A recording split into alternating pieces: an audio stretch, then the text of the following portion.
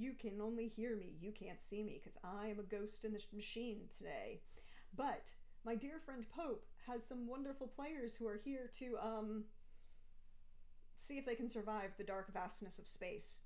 But we are here to raise money for Fisher House Foundations.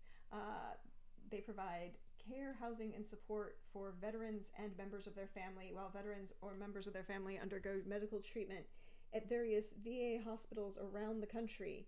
So, if you would care to donate to affect the game, just like some particular individuals of the Navy variety just did, um, you can go ahead and donate at the link in chat. And don't forget, it is a Battle of the Branches, so every time you donate, there is a poll so that you can vote to support the correct branch, which is Coast Guard. Um, we accept Navy. It's fine. But we are currently sitting at $690 of our $1,000 goal. Every little bit helps. We really appreciate it. And if you can't donate, we understand time and money is tight for everybody. So just share out the link. But I will now hand over everything to Pope.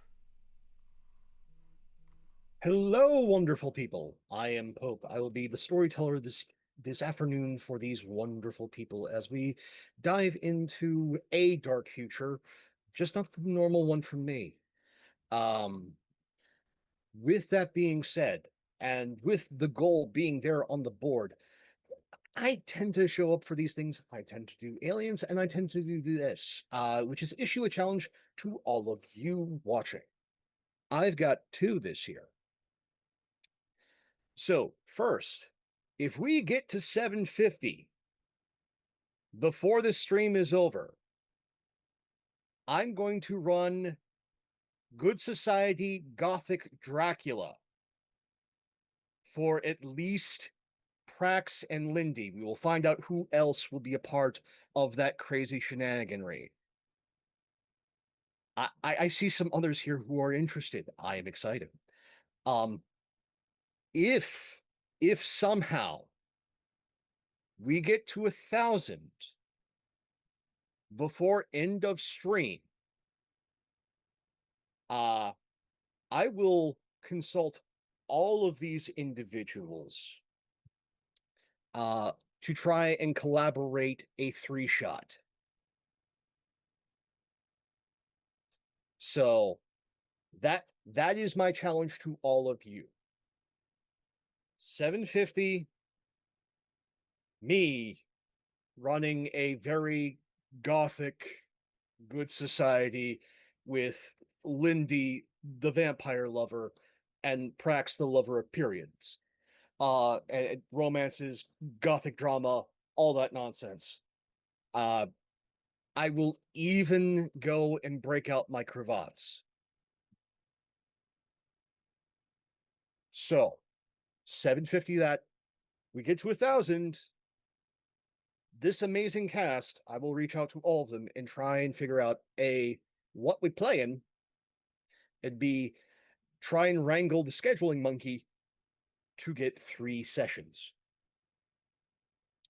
So, with the gauntlet being laid, first let me go, hi, this is Aliens. We're using safety tools. We're using the X, the N, the O card. We're using the pause, and we have an open door policy.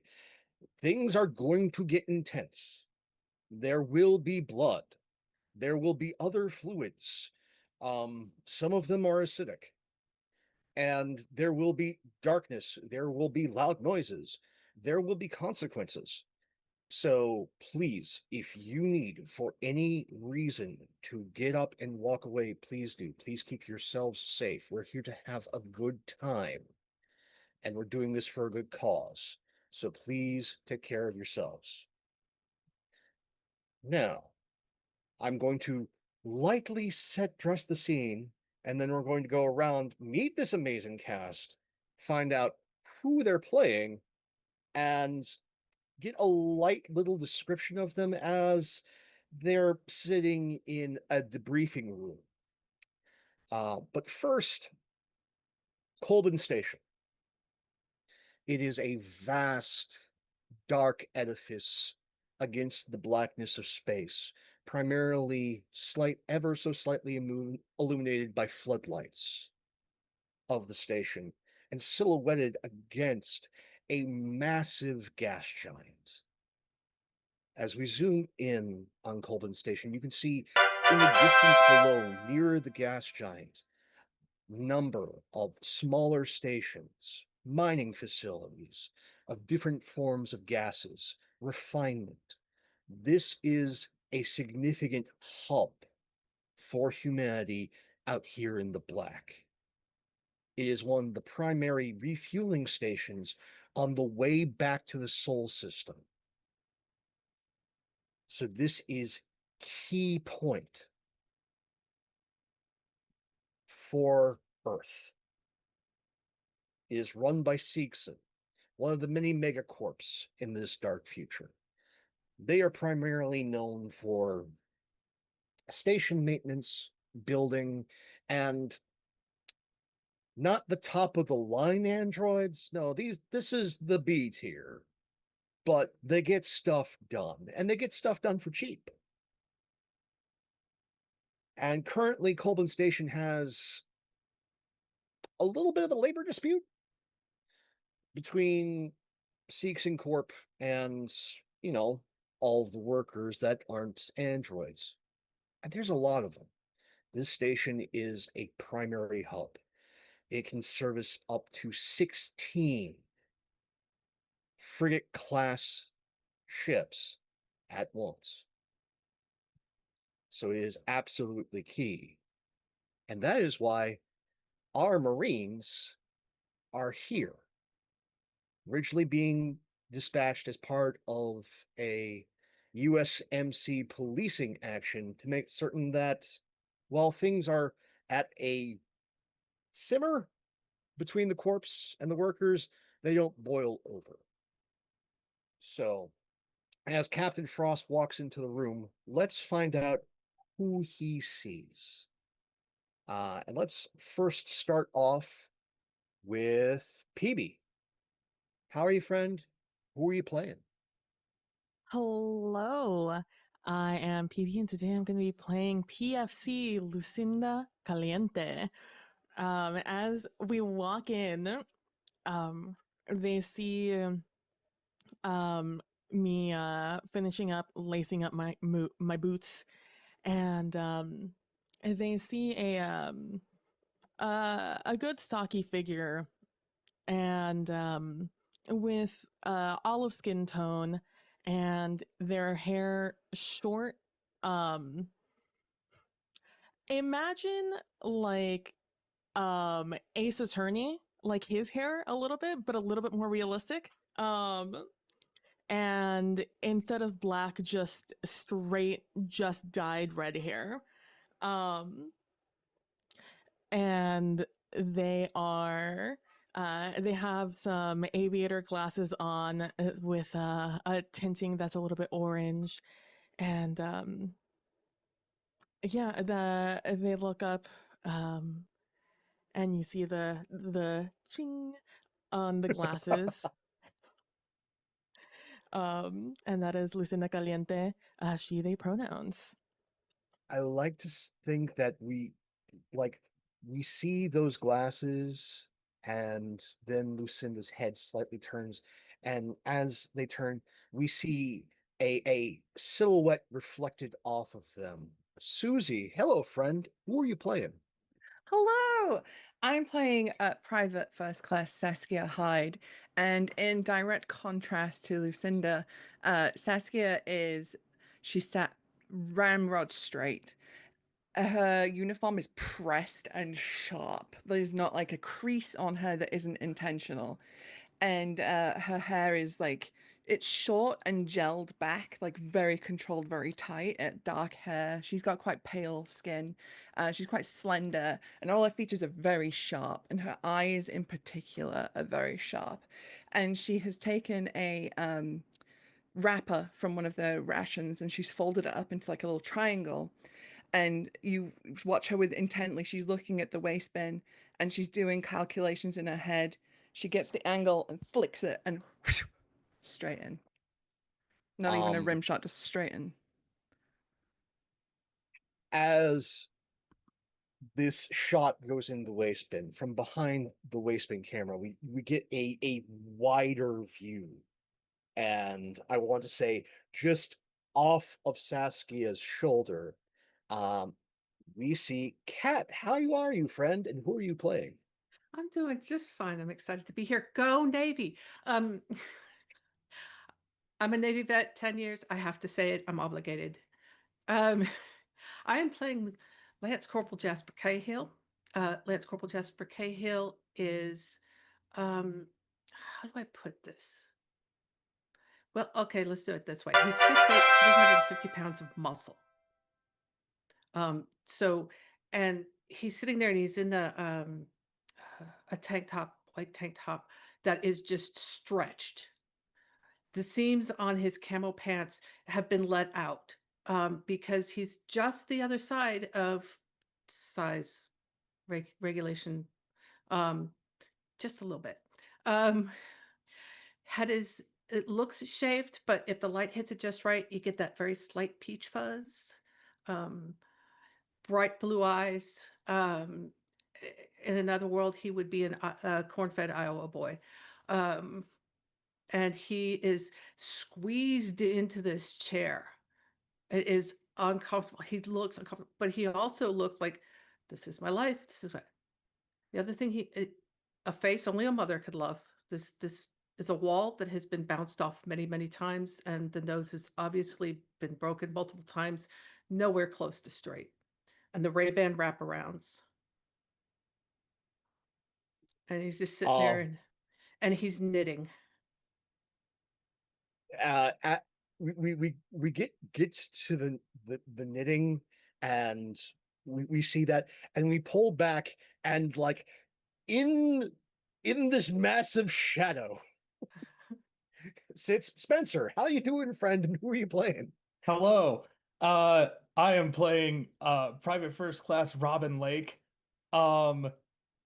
This poor boy, I'm going to say, probably looks like he couldn't fight his way out of a wet paper bag. His clothing looks like it's just a bit too loose on him. He's wearing like a trucker hat where you can see sort of like greasy brown hair sticking out from underneath. Wearing glasses, sort of has his nose buried in a moleskin journal that he carries with him. The biggest thing about him is probably on his back for his Comtech is just this big old backpack that looks, for the time, probably bordering on archaic. I like to think it kind of looks like bordering on like World War II radio operator kind of setup. And he's just kind of got his nose buried in this journal with like what looks like probably some diary entries he's written, just kind of flipping through it, reading, probably not really talking to anybody. So I love this contrast, and again, we love Aliens for the retro future. I can totally see this being, the USMC gets a lot of funding for very specific things. And if you know the Marines, they take pride in being under budget. Think on that.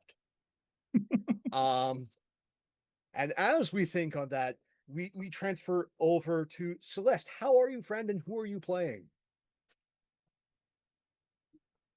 Hello, I'm doing pretty good. I'm Celeste. I use they or he pronouns. I'm going to be playing Quinn Parker, who uses she, they pronouns. And Quinn is leaned against a wall, thumbs in her pockets, and she is, aside from the masculine uniform dress, the femme fatale. Like, she's got face done up makeup, beauty mark underneath her right eye. Hair is blonde, long, and braided, but tucked up right to be within regulations, barely. And she's got a hat on that's low over her eyes, and she is just waiting. at rest, and you can see she takes in her surroundings, but she's just there, lurking. And I want to like pan and we get to the person sitting in the center of this lineup. Hi Nugget, how are you, friend, and who are you playing? Hi, I'm doing great. I'm super excited to be here. I'm Nugget. I will be playing Private First Class Poppy Morg. She is the hospital corpsman. She is about 5'7", very lean, lithe frame. Has a high ponytail up, so her hair is out of her face. It's kind of like a reddish brown color. And she is currently leaned over the table and she has a med kit in front of her that has multiple tabs. There is one that is labeled Lucinda, one labeled Jasper, one labeled Spencer, or excuse me, Robin, one labeled Saskia, and one labeled Quinn as well. And then she's just tabbing through each one, making sure all the med supplies are in each tab for every single person, and she is hyper focused on that task. And Captain Frost walks in. Picture a Wire era Idris Elba. As walking on in, like, just doesn't even, just curtly goes at ease and goes, oh, all right. Things have gone particularly sideways.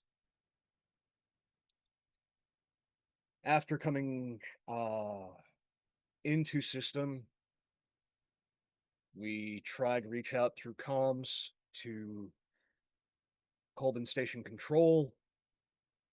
Dead silence.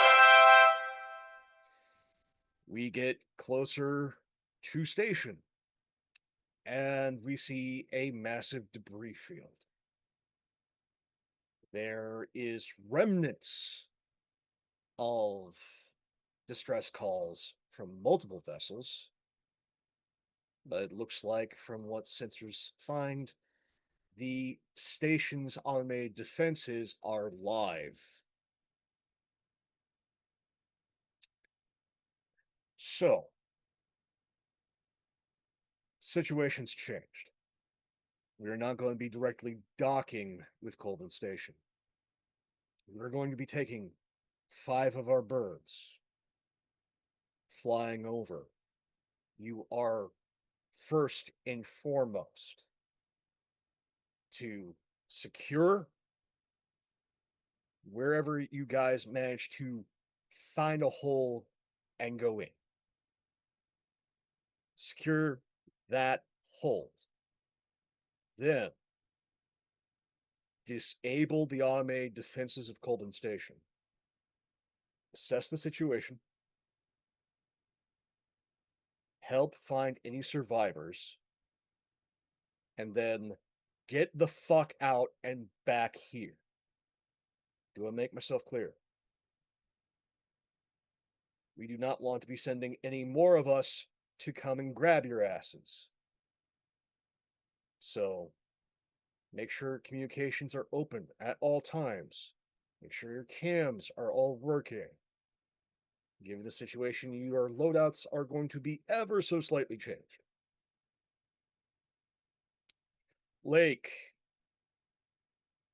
we're sending you with an automated turret. It's to be deployed soon as you make that hole. The bird's supposed to stay on station. We want to make sure that the bird is secure. All of you are getting an additional grenade. Now, I need not remind you that this is a station. Be deliberate in your usage. We do not need any of you getting sucked into vacuum. It was just that one time. Once. It was just one time. We don't need any of you getting sucked into vacuum, and we do not need any of the corpse filing a formal complaint. Is that clear? And given the fact that Sergeant Muldoon is still in sick bay with 103-degree fever, Cahill, you're in charge. Oh man. That also means the rest of you, listen to Cahill. Do I make myself clear? Do I get to add the extra stripe? Or are you just gonna scrape it off again? If you all get back in one piece, we can talk about that stripe, Cahill. Yes, Captain. All right. Any questions? Good. Get yourselves ready. You fly out in a half hour. Dismissed.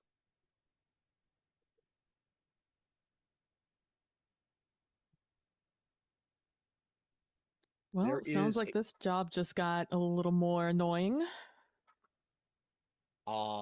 As the captain walks out, there is on the table in front of you a an inset CCTV display. We love our retro future.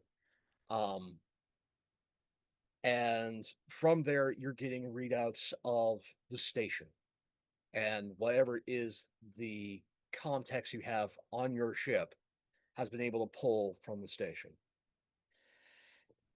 This thing has 5 separate decks. It is not running a mother. It is running Seegsun's proprietary Apollo system.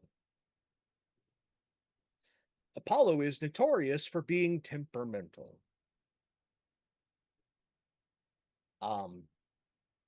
The data core is entirely away from the actual main core. The data core is at the very top floor. The main core, as you can realize, is in the center of deck 3. It looks from what the readout says that you will be flying in and trying to either land and dock with one of the bays or attach yourselves to deck 2 and cut your way in. From there, you are to get to either deck 1 or deck 3. Pretty much it's based upon what obstacles are there already. It looks like there has been some internal structural damage to the station already.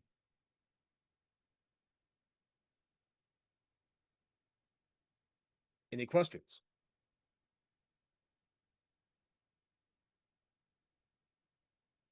Are we gonna All have right. the layout,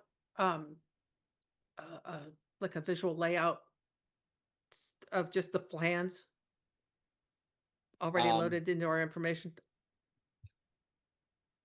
Your Comtech, Lake, will have with his electronics kit a full layout.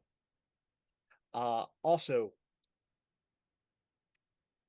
Parker gets to have the motion sensor, which has local area map already preloaded.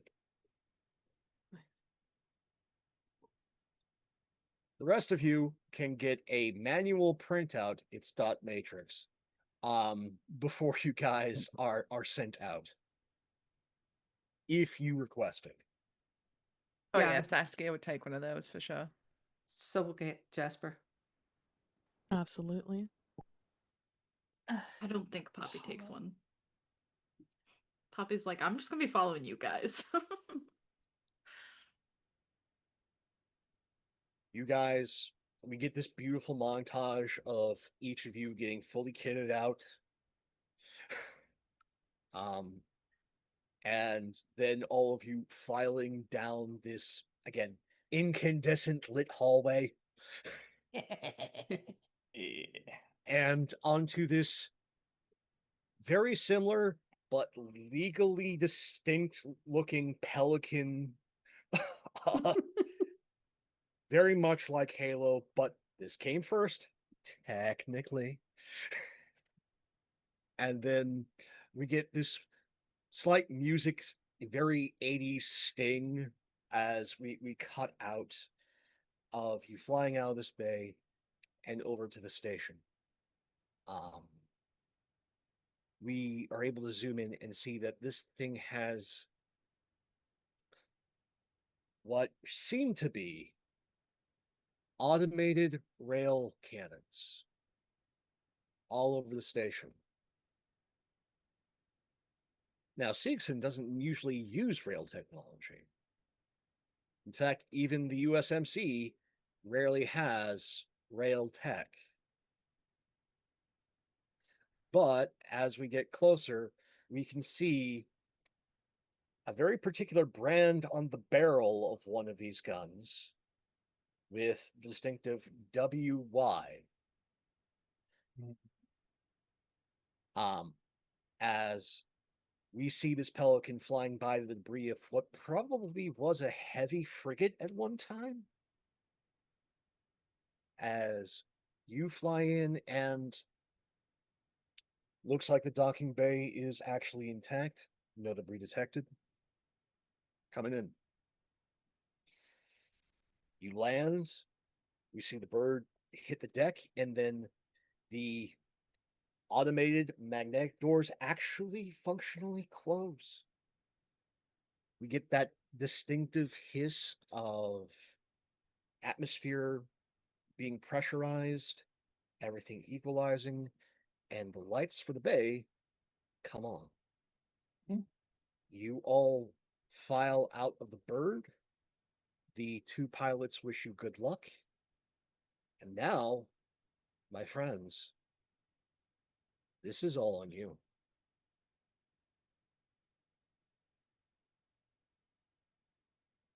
Everybody locked and loaded?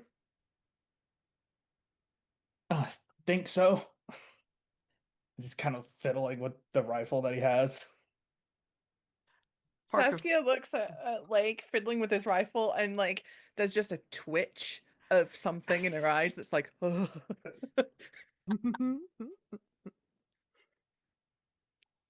What am I doing wrong?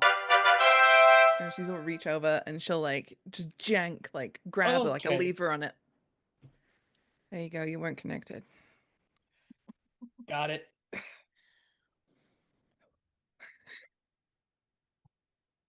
Parker, what do you see? What's on the anything on the motion detector? Let's have a look. You pull up, you see all of your distinct movement. Mhm. Then I need you to give me our first roll for the night. I need you to give me a contact check. Okay. Blood. So- Call. Just hit the contact button. Yeah. Success? Yay. It's weird. You see distinctively all of your movements, but either there's something at the end of the docking bay corridor that you're thinking maybe a door's loose or something. It's a small bit of movement. And it's irregular, but it seems to be staying in the same place. Something's moving down the way a little bit. It's staying in one spot, but it's moving. I think maybe a door's stuck. Trying to close, but not able to seal. That's the only other movement I'm seeing, though. Jasper resists the urge to just set off a quick burst down the hallway. Because that's his happy space. PFC Hyde, I believe, is our marksman. Mhm. Sorry, I don't know what everybody's jobs are. So, except for quick- Robin. Quick job assessment. Lake's your contact. Right. Parker's just a rifleman. Okay. You have your dedicated marksman in Hyde. You have your hospital corpsman in Morgue, and you have your CBRN specialist in Caliente, also Okay. known as your chemicals, biological agents, and radiological agents expert. Yeah, the glow in the dark one. I I'm gonna send ask PFC Hyde and Parker to move forward quietly, carefully, and check it out, please. You two, I need mobility tests. Yay. Okay. And I'm gonna Oh, take Overwatch. It's fine. Good call. Interesting. Failure's not necessarily a terrible thing yet. Yet. Parker, slow is smooth, smooth is fast. You're doing good. Hyde, it's just bad luck. As you're walking down the corridor, again, retro future. It's that off-white eggshell linoleum floor. And as you're walking down, going as again, matching Parker in pace, one of your boots hits a dried out linoleum tile, and there's this loud crack. It rings out down the corridor. As you're getting towards the end, you can see Parker's assessment seems to be somewhat correct in that there is one of those, like if you played Alien Isolation, you know the door type. There's something caught in the door. I think as that crack with the linoleum happens and we get visual on the door, Heidi's gonna take a knee and she's gonna look down the scope. So she's not getting close, but we're getting a closer look. So she's gonna scope and see what it is that's blocking this door. Oh, you get an eyeful. It looks, it's a torso. The head, the limbs are missing. Oh. It looks like they've been torn off. Something more akin to some sort of animal. And the torso is just blocking the door from shutting, like it's been violently discarded.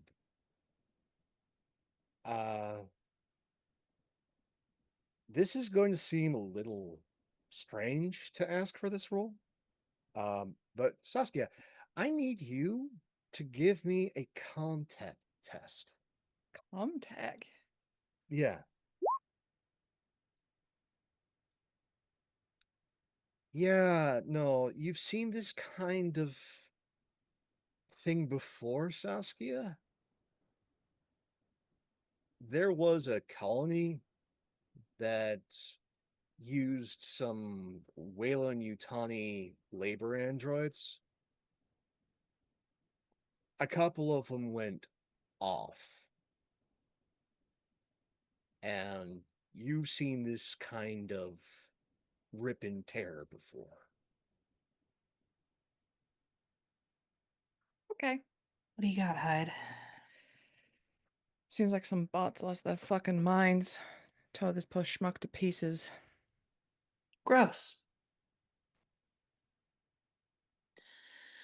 At least now we know what kind of opposition we're looking at, though. Yeah, just don't let him get close.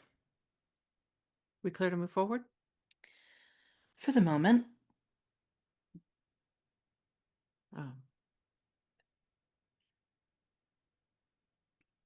gonna ask Caliente to bring up the rear with our Comtech and our corpsman behind me. Because I don't want you guys getting Ripped apart. You guys all form back up.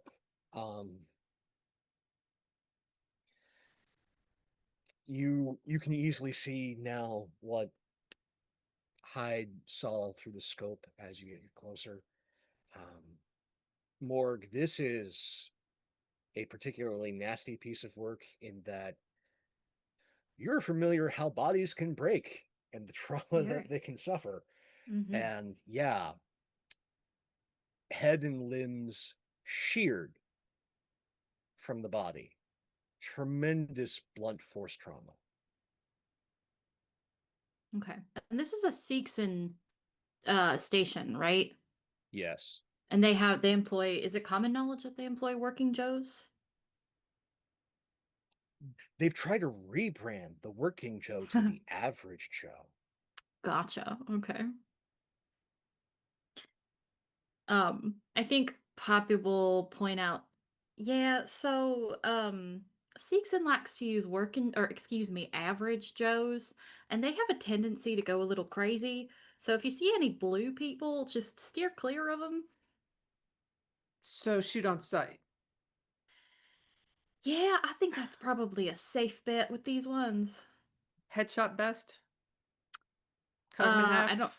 I don't know. I've never actually came across a rogue Joe, so I don't quite know how to take. I know how to take out a person. I don't really know how to take out an android. He pats Darlin, who's on the gimbal. It's all right. She can handle it. It's probably Oh. your best bet.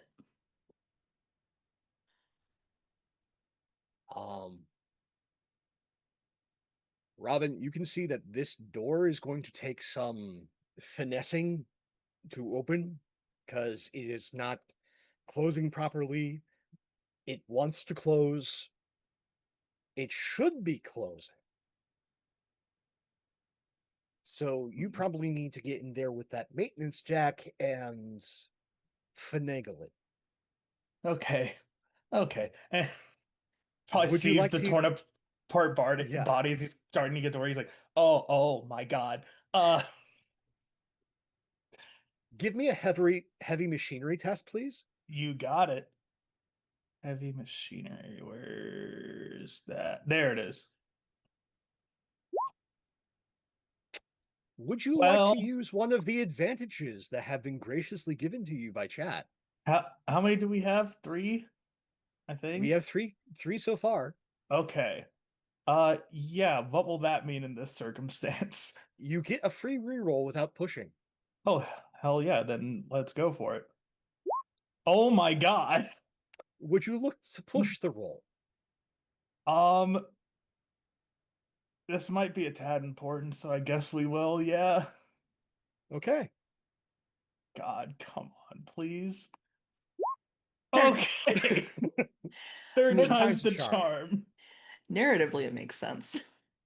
Dead body. You probably just Yeah. hear as he's getting the maintenance jack set up to like properly make the door close. You just probably hear him dry heaving a couple times as he probably accidentally glances at the body. He'll just be like, "Oh." With the maintenance jack, you manage to fully engage the door. It shears through the torso. And then you re-engage the door fully opens. You see, the torso had something in it. Oh, good. That was keeping the door open. Uh-huh. It looks like this person may have tried to defend themselves, and a long-barreled 44 Magnum has been shoved through their clavicle. Oh. And that was what was keeping the door from closing. Oh, okay, okay.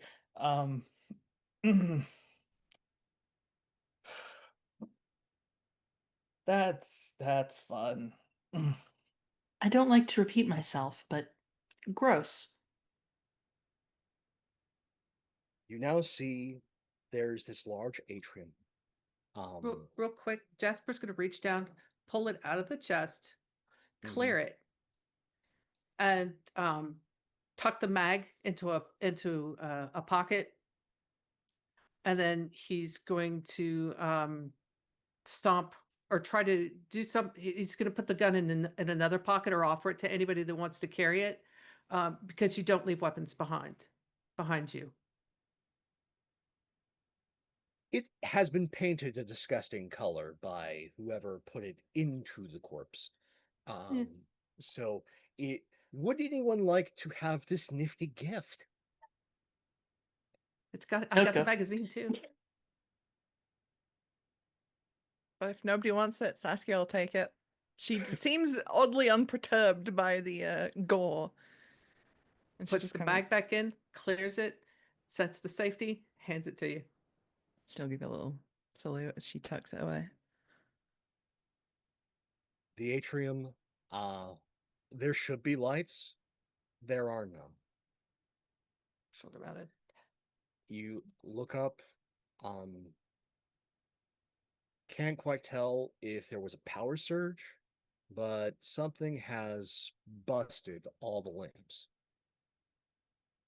Place is absolutely dark, except for the lights coming off of the different other junctions that you can see leading to hallways. I You click on start my getting shoulder lamp just right away. you click on the lamp.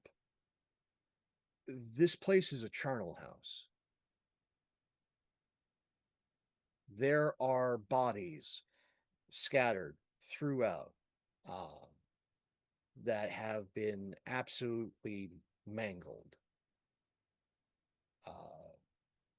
Much like the torso you found, except a lot of times it's even more inelegant and upsetting. Though you do see amongst them, as the rest of you turn your lamps on, that there are two Joes that look to be inactive. They have taken heavy damage. We're talking 44 to 50 caliber shots in multiple places. As you get a clearer view, it looks like one of the Joes probably took a shotgun blast point blank. Is this the kind of damage that will guarantee these things don't get back up? Go ahead and all of you, if you wish, can make contact checks. Sure. Why not? Let's see here. There it is. All right. All right. Jasper, you are fairly certain that there needs to be significant bodily trauma based on the one that took the shotgun blast for it to be incapacitated. You're not so sure with the other one. Lake, you make note on the other corpse of the Joe. It wasn't the caliber or the amount of mangling, it's where the shot was placed. It seems as though if you can sever this thing's spine any way along its torso, it will cause a catastrophic short in its systems. So, looks like, judging from the entry point and exited, go for the spine if you want to take these things out quickly.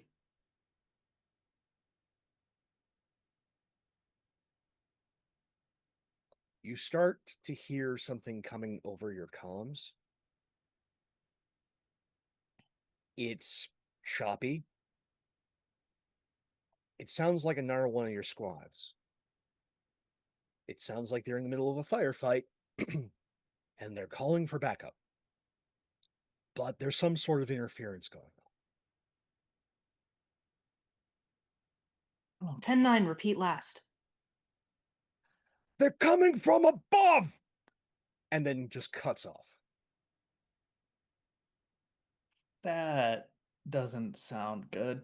Do we know where the squad was supposed to be? 2 floors below you. We're at deck 2, correct? Yep, so deck 4. Well, we need to get to the server on deck 3, if I'm correct. Yes? Either that or up to Apollo Control on deck 1.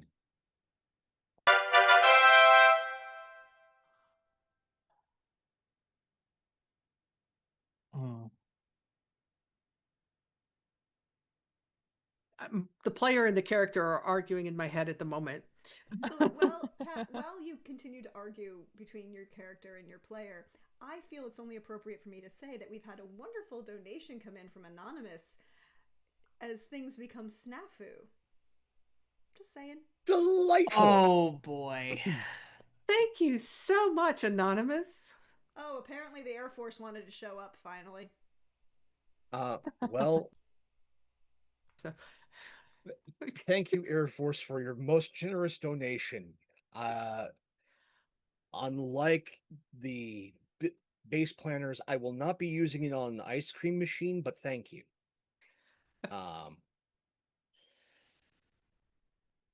And so,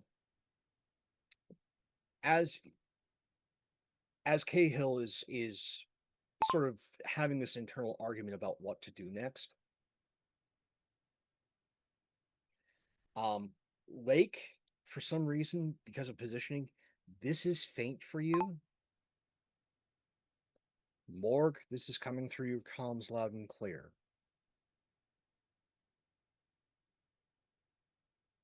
This is Cole Drummond. I repeat, this is Cole Drummond. Cyberdyne Security, I have 4 survivors with me. I have sensors on you right now. Are you Colonial Marines? I repeat, this is Cole Drummond. I've got 4 survivors. The Colonial Marines here.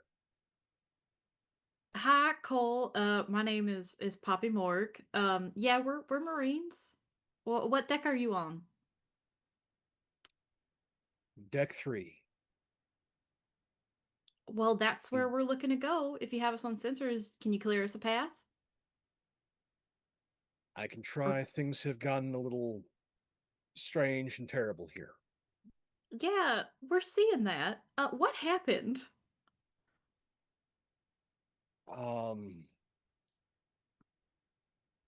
I'm not entirely clear on the course of all the events. I just know that the Joes, something's gotten into them, but that's not the big problem. I'm sorry, you're telling me the Joes are not the problem? I think the Joes were a response to whatever crawled out of the Weyland-Yutani science vessel that came into dock. Gotcha. There is a bioform loose on the station. Oh. Unidentified.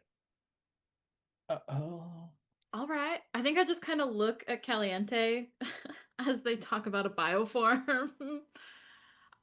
Well, all right. Well, that sounds real interesting. How about you guide us to you, and then we can decide on a plan of action from there. I can try. All lifts have either been sabotaged or disabled. Apollo is actively working against me here. Apollo seems to have it in its mind that this station is on lockdown and that all biologicals are to be eliminated. all biologicals, not just this new bioform? All biologicals are to be eliminated. Fantastic. All right. And I'll I'm, I'm I'm not gonna cut the comm, but I'm gonna like stop my part of the transmission and just kind of look at Cahill and be like, "You're in charge. What So are we doing?" I've heard Jasper's heard all of this, correct? Um, once Jasper gets onto the right comm link, Yep. yeah, it took you like you may have missed like the Yeah. first like 10 seconds. Okay. So he's pulled out his the printout from pocket of the station that we got, and he's going to go in there and say, I am looking at a plan of deck 3. Can you pinpoint your location for me, please? We are by the security desk next to the armory on deck 3. Marks it on his map, holds it up to show everybody where we're headed. We are barricaded in. However, I am fairly certain when last I tried to check past the barricade, one or of, if there are more than one, I'm not sure, but the bioform is on deck 3. Okay. Wonderful. We will be en route shortly. And looking at the map, knowing that the elevators are out, what's our best bet to get to where they're at from where we are? Funny you should ask. There is a disposal chute that goes from deck 2 to a nearby adjacent incinerator, adjacent to the core of this station, that puts you relatively nearby. It's just if the incinerator's on, you will all meet a very fiery death. But if you can turn it off, it should be the quickest way down. So what's the quickest way to turn this thing off? How do we do this? Well, Lake's going to have to find a interface station and somehow get control of that system away from Apollo.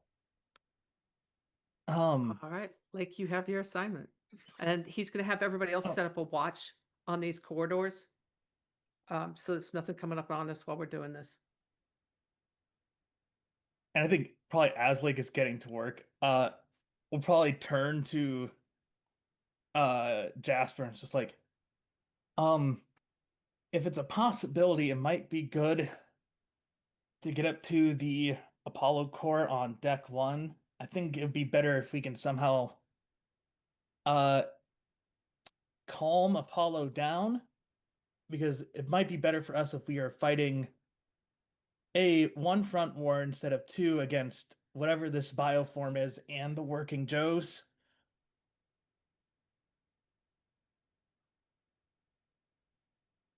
Servers were priority over survivors, correct?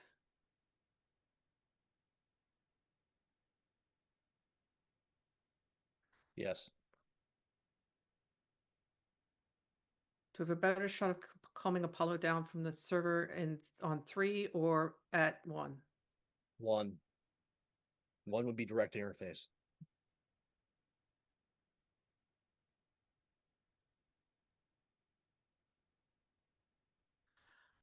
See what you can do to screw up the incinerator, and let's find a way up to 1.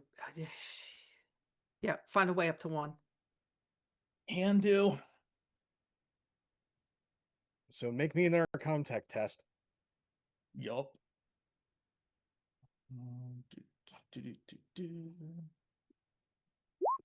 Hey, sweet. It's not easy. You can tell that Apollo is actively fighting you to try and keep the incinerator on. Mm. You're having to improvise lines of code in order to lock Apollo out. You also find a little bit of extra information in doing this little spat, that there has been some sort of significant damage to the overall systems of this station. Mm. Because if Apollo was properly actively flying you, you should have been locked out. So something is up with Apollo. You also get one more tidbit of information. The core of the station's running hot. Oh, great. I'm assuming there is a point where, the core of the station would overload and that'd be real damn bad. Am I able to discern how close it is to like the sort of the breaking point? You can make me a calm tech test at -2 for this information. Okay. How would I make that -2 happen on the sheet? Or is there not a way to do that? You can over in custom roll. Custom roll. Oh boy, now I have to try to navigate this. Yeah. Oh, there it is. Okay.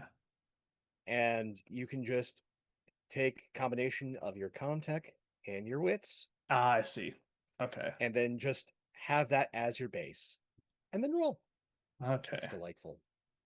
So B6. Is that how that works? That's not how Yes. that works. Oh, Hold no, on. that's not quite how that works. Okay, help me out here a second. Okay. I can Oh, help you wait, Technology. out. hold on. I see it. Hold on. Well, You try. Would you like to push this roll, or would you like Oh. to use one of the advantages? we'll push because I don't want to sort of hog the advantages since we have 2 left. Okay. Hey, look at that. Congratulations.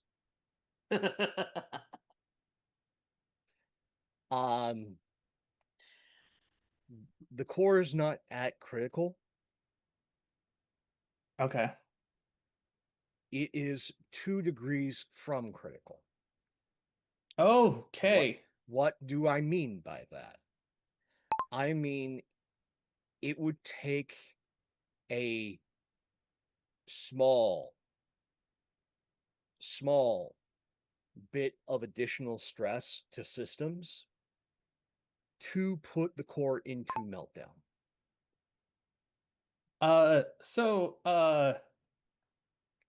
Hey, Jasper, let me put it this way. A stiff breeze could send the core of this station into like overload. Well, I guess we better move quick before the stiff breeze comes along. Okay.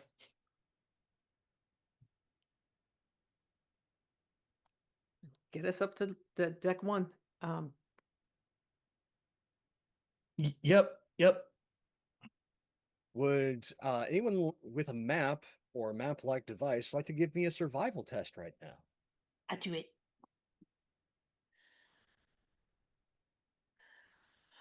Oh boy. This is gonna be fun. Parker. Yeah. It's not great, but it's close.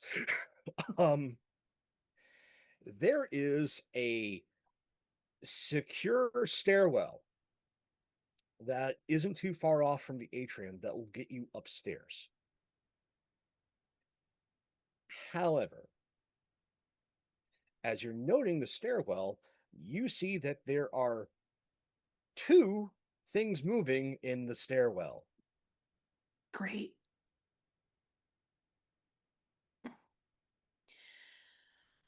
Stairway's close, but 2 movements. Not sure Alright. what they are. Well, let's go take a look. Sure.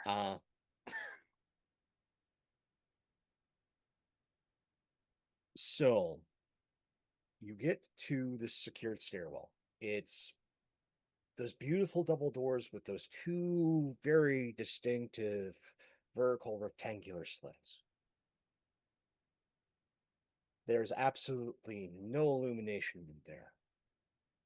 It is pitch black. And if you throw your little like flashlights up into there, there's polarization on this glass and just get you a big reflective light right in your face.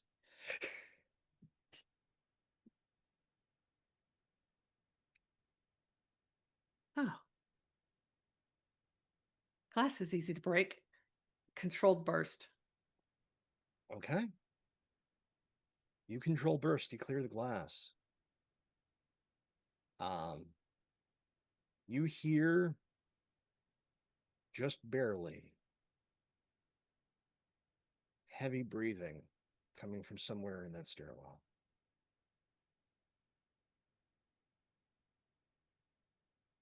Pained breathing.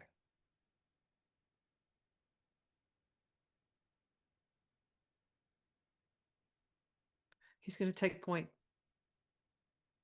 Unless somebody else wants to take point on it.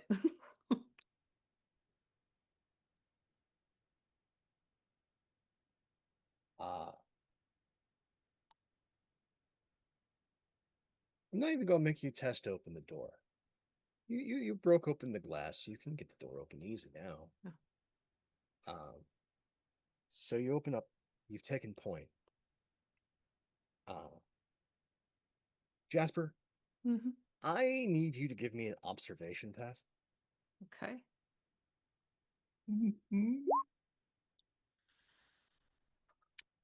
It takes you a while to identify where the breathing's coming from.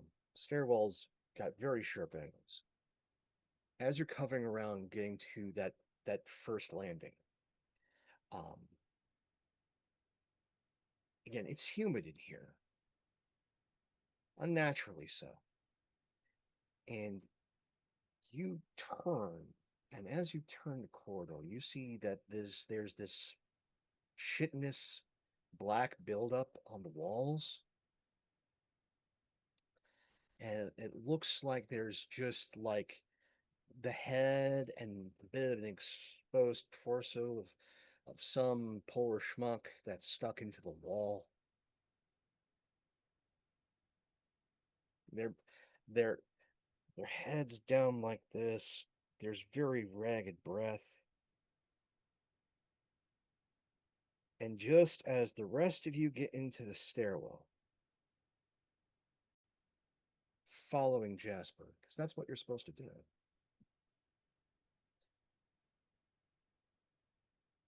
you hear this cracking noise.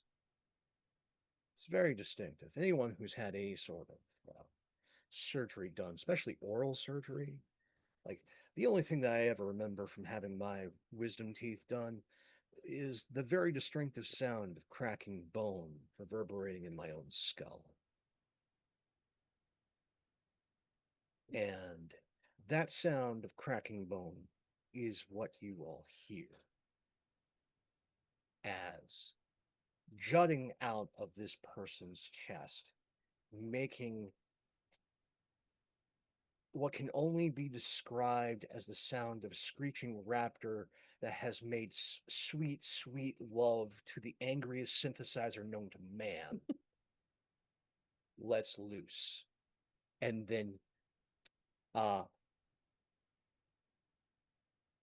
Cahill, Jasper. Yes.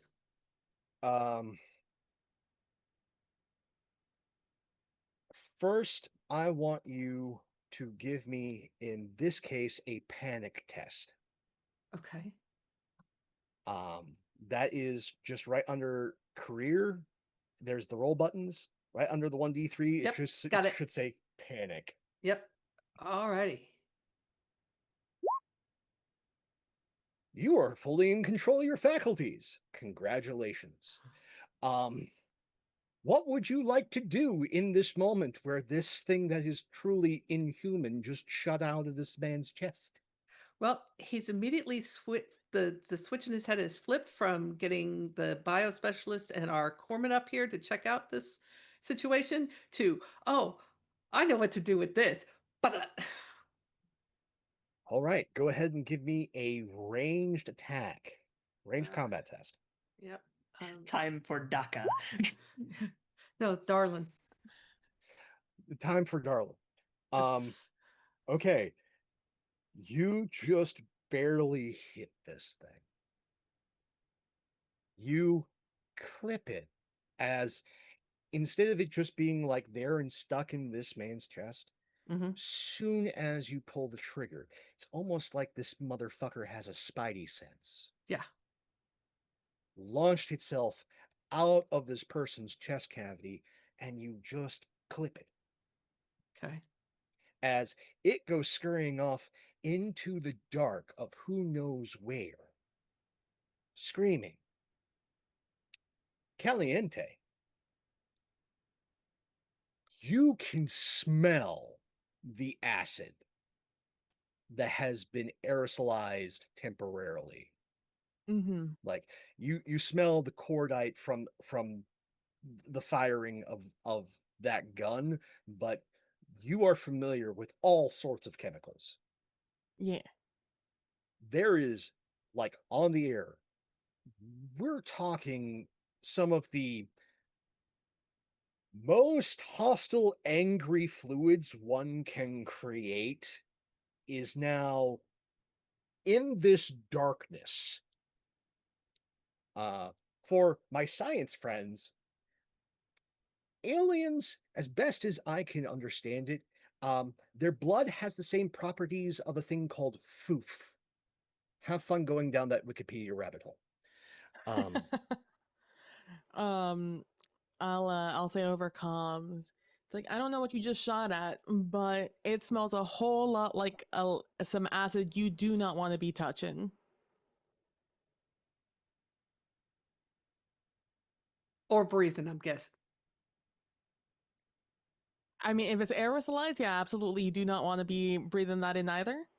But touching it's like the kind of thing that you touch it and you'll go down to bone and then the bone will disappear. That's the kind of acid we're talking about. Right. No touchy. Everybody copy that? No touchy. Then it's Um, also Bobby? probably a good idea that we don't let that touch anything else because this is a space station that we're on. So if that eats through the hole, we're kind of fucked.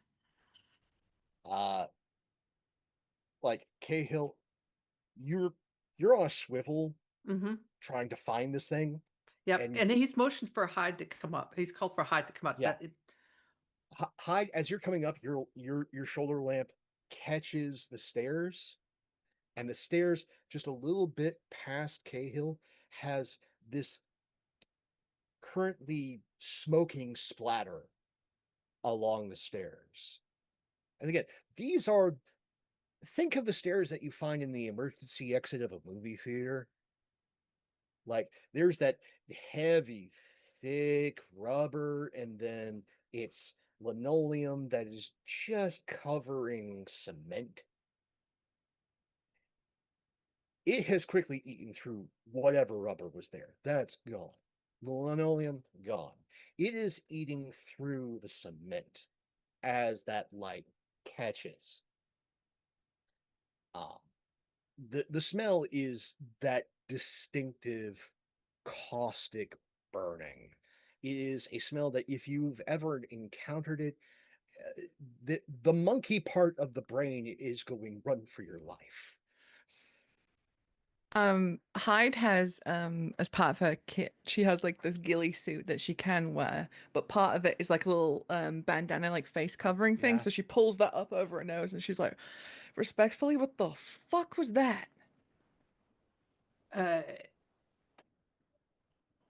Something we don't want to touch. It came out of his chest, and Yeah. Hi. Caliente can probably tell us what they're the bio expert.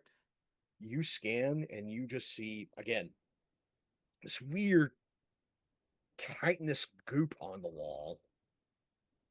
And this now, as something has evacuated this person's chest, there is, I want to say, a George Foreman fist size hole in this person's chest.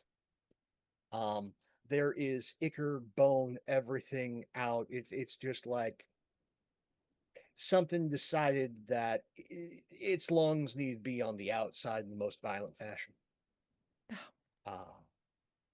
And went through the breastbone as opposed to any place else, because that makes sense. I mean, why not go through a really strong part of the human body? Like, it's nothing. That's fine. So as she's scanning tiny crevices, every corner in this thing for this thing, she goes, mutters quietly to herself, "Now this is why I stay the fuck in the back." And so I'm just gonna look around, see if there's any sort of like vent or tiny little thing that this creature could have scurried through. Just as you're scanning up, you see those like Oculus style vents, and you see a bit of acid dripping through one as it is closed, but the acid is having other ideas. So she'll point, and go, "Eyes up, it's in the vents."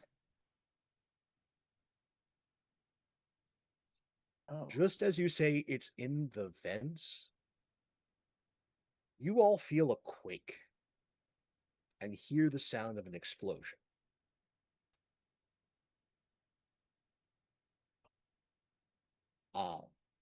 Is this staircase Drummond- passable? Yeah, it sounded distant. Drum just goes, you need to be moving quickly. It looks like it got one of your birds. There's something went wrong. It on deck 4. Don't go to deck 4. It's currently venting.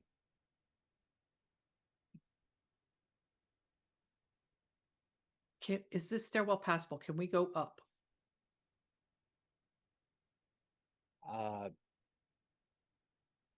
Taking a bit of a sweep, you can go up. You're just gonna need to really watch where you step.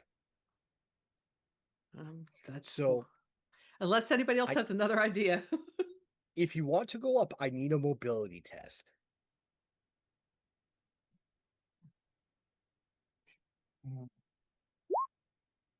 Yeah, we'll make the attempt.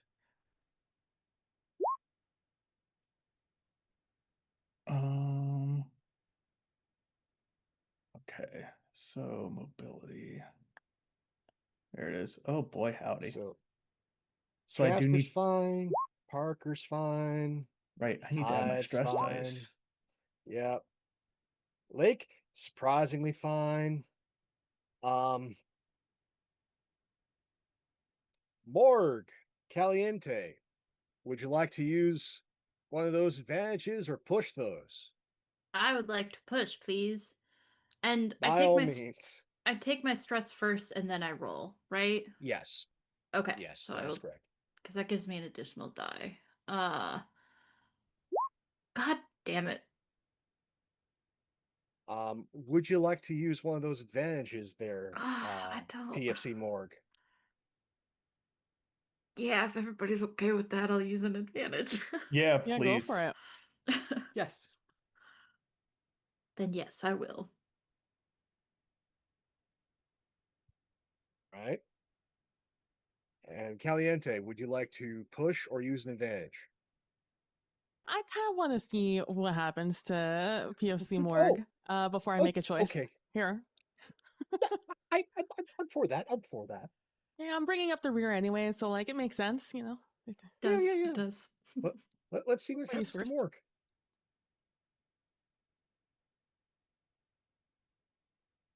So go ahead and roll that Yep. test again, Morg. Yep. Why is it not clicking? Hold on. Sorry. Roll 20 is For always angry. Roll 20 is angry. Jesus. Morg is just not My meant to God. pass this check. Okay. Now, She's a bit of a klutz, Caliente, apparently. what would you like to do? Would you like to push? Would you like to use an advantage? What are you feeling like? I so mobility. We're trying to get up this thing, right? And by Yeah. not being able to get up this thing, meaning we just don't get up this thing, is what ends up Mhm. happening. Well, it could be a little bit more complicated than that, but we'll get to that in a second. Good. Let's see. I would. I mean, I'll push it just so I could get the Okay. extra die going. So add a stress and yeah, make that test again. Okay, you succeed. You succeed. Hey, very nice. So I'm gonna cash in my crit now. Oh no. Oh dear. Help, I'm scared. Yeah, that's the proper response. I'm in danger. So we're going to just bypass your health, Morg, Yep. uh, Okie dokie. and I would like for you to go ahead and roll me a d66, please. You got it. Oh my god. Send help. 63. Mm-hmm. I'm sure that's a Do I good just- number. That's a Instantly good, die. good. No, Um, this close. Okay, Jesus. No, 63 is disemboweled. Oh, I Excuse me? miscounted. I'm sorry. Oh. As PFC Morg, you're going up, Mhm. and as Caliente passes you, as you're both avoiding the drip from the vent, the step gives way underneath you, just as Caliente passes, and you fall forward through the hole, and your body meets the acid and just slices you in half. Hell yeah. Jesus Christ. Okay.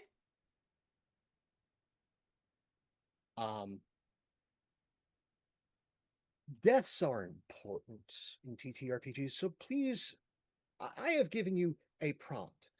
I want you to tell me how this goes worse and the memory you want to leave your squad. Oh, this is phenomenal. God. Okay. So Poppy's bringing up the rear. The stair gives out, and I basically faceplant into the acid, right?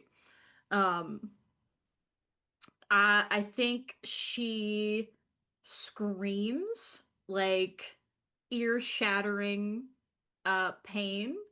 Um, and I think she because I mean it's acid, it's gonna eat its way through. She doesn't die right away, so she screams for a while and she gets up and then she like trips and falls down the stairs and just kind of off into the abyss, and eventually her screams stop. And just And dead. just want to add to this, Caliente, as you swivel to see,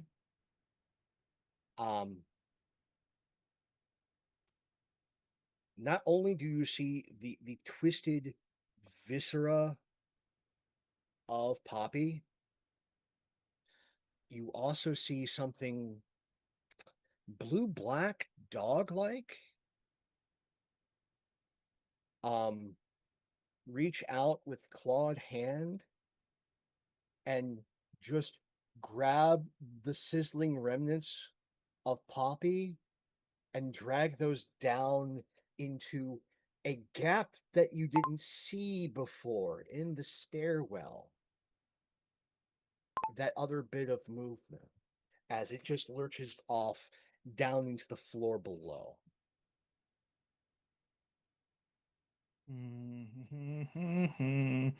And Pope, I believe my death causes a panic roll for everybody who Yes, saw it. everyone gets to make a panic test. Oh, very, very good for me, considering I already have 2 stress. This is gonna go just fine. Now to find the panic roll on this sheet. It's right underneath career. in the roll button section underneath the D3. Ah, it'll yep, say there it panic. is. The big button that says panic. Yep. Oh, we're dangerously close, Well, but we're okay. everybody but Lake is good. Oh. Lake's an 8. I forgot what an 8 is because that's the low one, but it's not good. It's tremble. Tremble. Uncontrollable trembling. All skill rolls using agility suffer a -2 mod until the panic stops. Oh, good.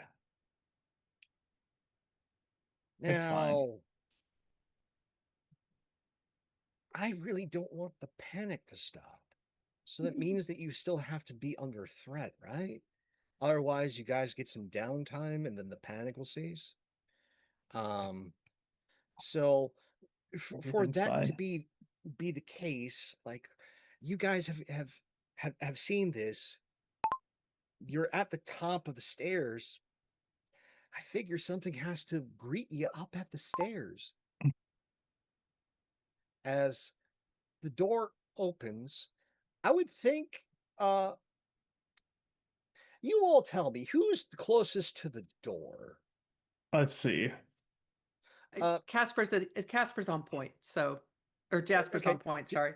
Jasper, you're right there at the door as the door opens. Yep. So this is all rather traumatizing, so I'm going to take advantage of the course. situation. Yes, please do. And door opens suddenly. And go make a close combat test. Okay. Oh, good. nice. Oh boy. Sheesh. I mean, not too bad. It is a You would rather think- heavy gun once he gets that momentum going. You would think that, but this is a synthetic. Yeah. And synthetics are not known for kindness. Okay, that's good. That's good. A synthetic fist just grazes your shoulder. Go ahead and roll armor, Okay. and let's see what happens. 3 successes. The padding on the armor is just enough, otherwise your shoulder would have shattered. As this synthetic, now red-eyed, average Joe, has taken umbrage with your existence. Lots of people do that. Jasper, what would you like to do in this instance? Oh, full auto. Oh, good. Full auto is great because that's going to cause another panic test. Let's go full Yeah, auto. well, no, it doesn't because I'm a machine gunner. Okay, so that won't. This is his cause happy panic tests. place. Okay, well, let's roll for happy place. Okay. Ranged combat, correct? Yes. Do I roll ranged combat or attack? Or are they the same? Do they roll the same? You get a bonus, so it's essentially roll your range combat and then just roll me a d6. Okay. Ranged combat.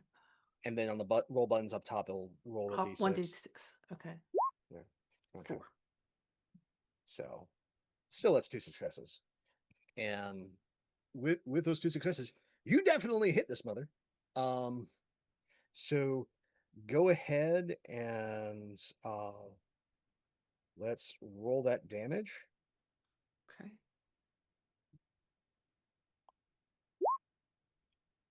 Okay, so we'll take that 3. Yeah, no, you let loose. But unfortunately, no, these guys aren't actually armored for once. These are just the standard drones. So it takes 3. I've got good news and bad news. Mhm. Hit me.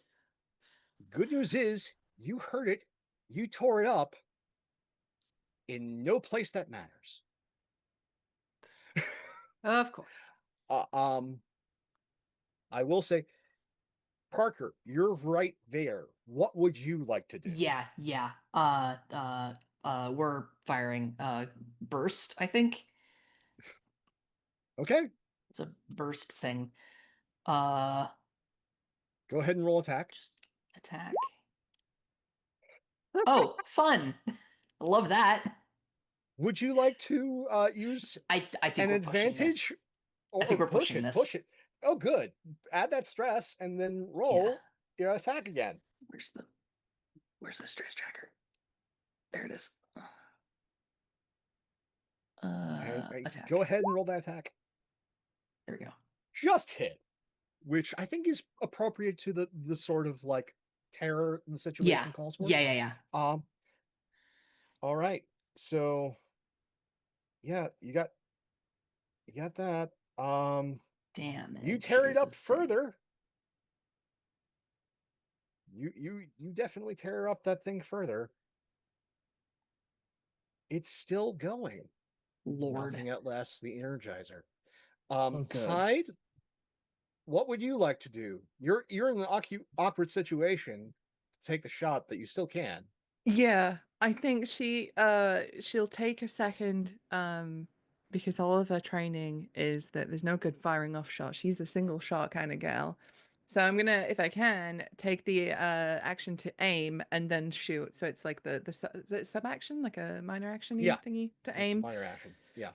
and then take a shot with my rifle. Do-do-do. Bear with me 1 second. Ooh. You hit it.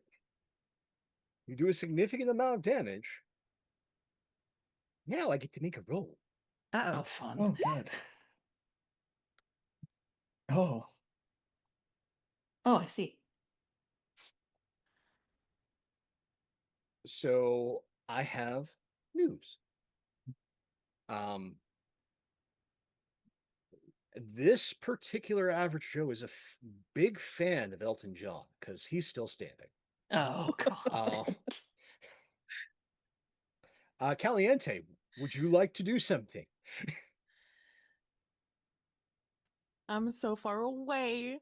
I just watched my friend getting dragged away by some biological form. Bigger And there's than the other all this biological form. gunfire happening at the top of the stairs. You're essentially in the middle. Saskia, who's nearby you, just took a shot with essentially a 338 Lapua. Like It's suppressed though, so it's slightly quieter. Tiny. I'm American and I know what a suppressed 338 Lapua sounds like. And there not are that quiet. elephant farts that are much more silent than this. It could be worse. It could be unsuppressed. You're right. Yeah, no, it's just degrees of tinnitus. Degrees of tinnitus. I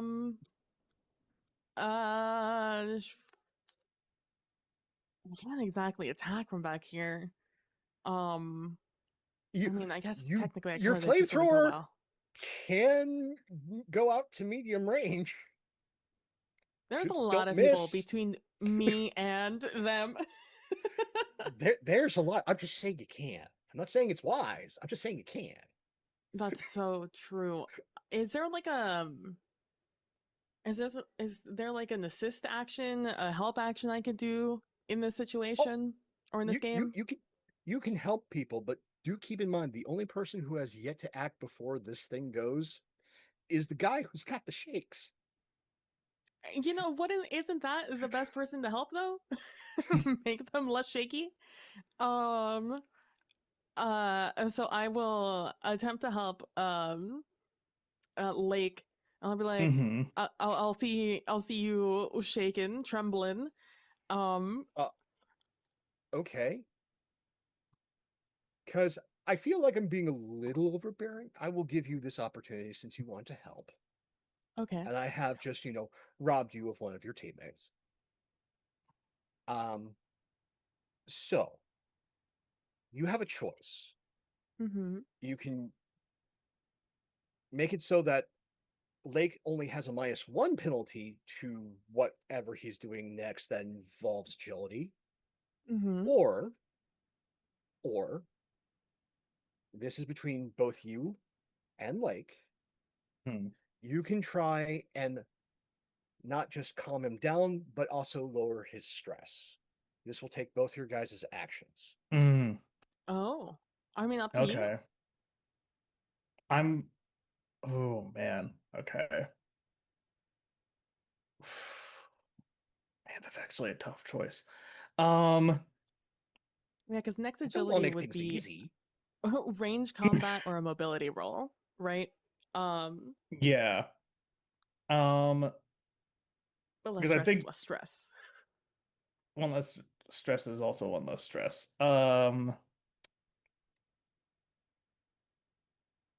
Let's, I'm kind of down to stop the panic entirely and try and get his stress down a little bit because Okay. yeah, if we're just trying to straight up roll, like he ain't rolling super well with the gun already. Right Mhm. now it's Yeah. even worse. Okay. So with that in mind, I will so you're both losing your actions, Mhm. but Lake, you're no longer panicked and you reduce your stress by 1. Okay, cool. Cool. I think whatever it is, uh that Caliente does, like I think the entire time almost gripping it like maybe some old soldiers would a Bible. He has that moleskin journal just kind of like Mm-hmm. clutched to his chest and is kind of doing probably the same kind of like anxious tick that I do, which is basically like he probably is holding the moleskin journal in one hand and then has his other hand in a fist and it's just like going like this and it's sort of like pulling his thumb in and out of the fist and it's just like Mm-hmm. it's clear he's not okay. Palanta will look up at you because I assume I'm just shorter than you.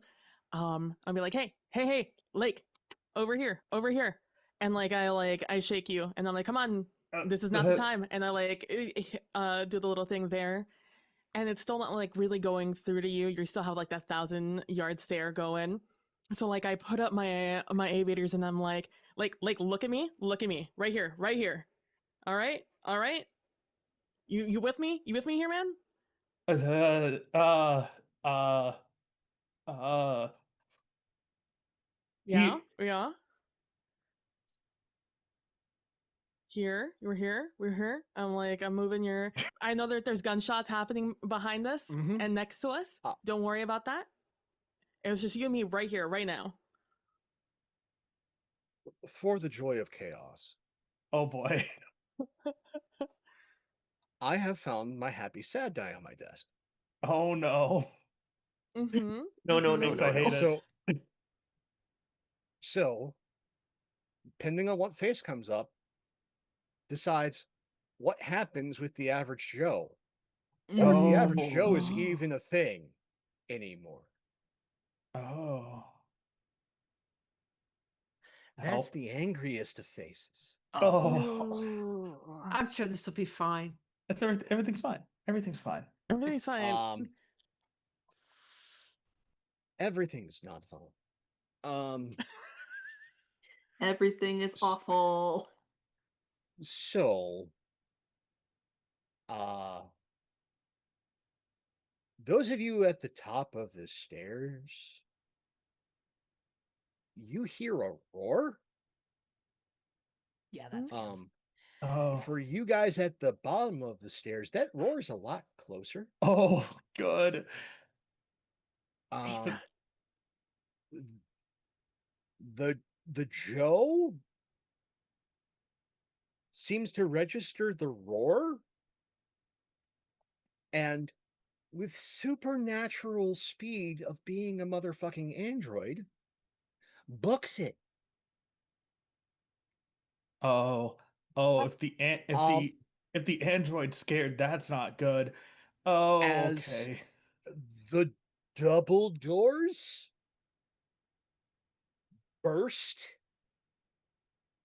and what is commonly referred to within the franchise fandom as the Hammerhead is now in the stairwell. I would like all of you to first give me panic tests. Um, oh, panic test. Yep. 4. Okay, okay. Hey, we kept it together. Yay. Y'all good? Y'all good? Y'all good Yeah, for yeah. now? I now need you all to give me mobility tests.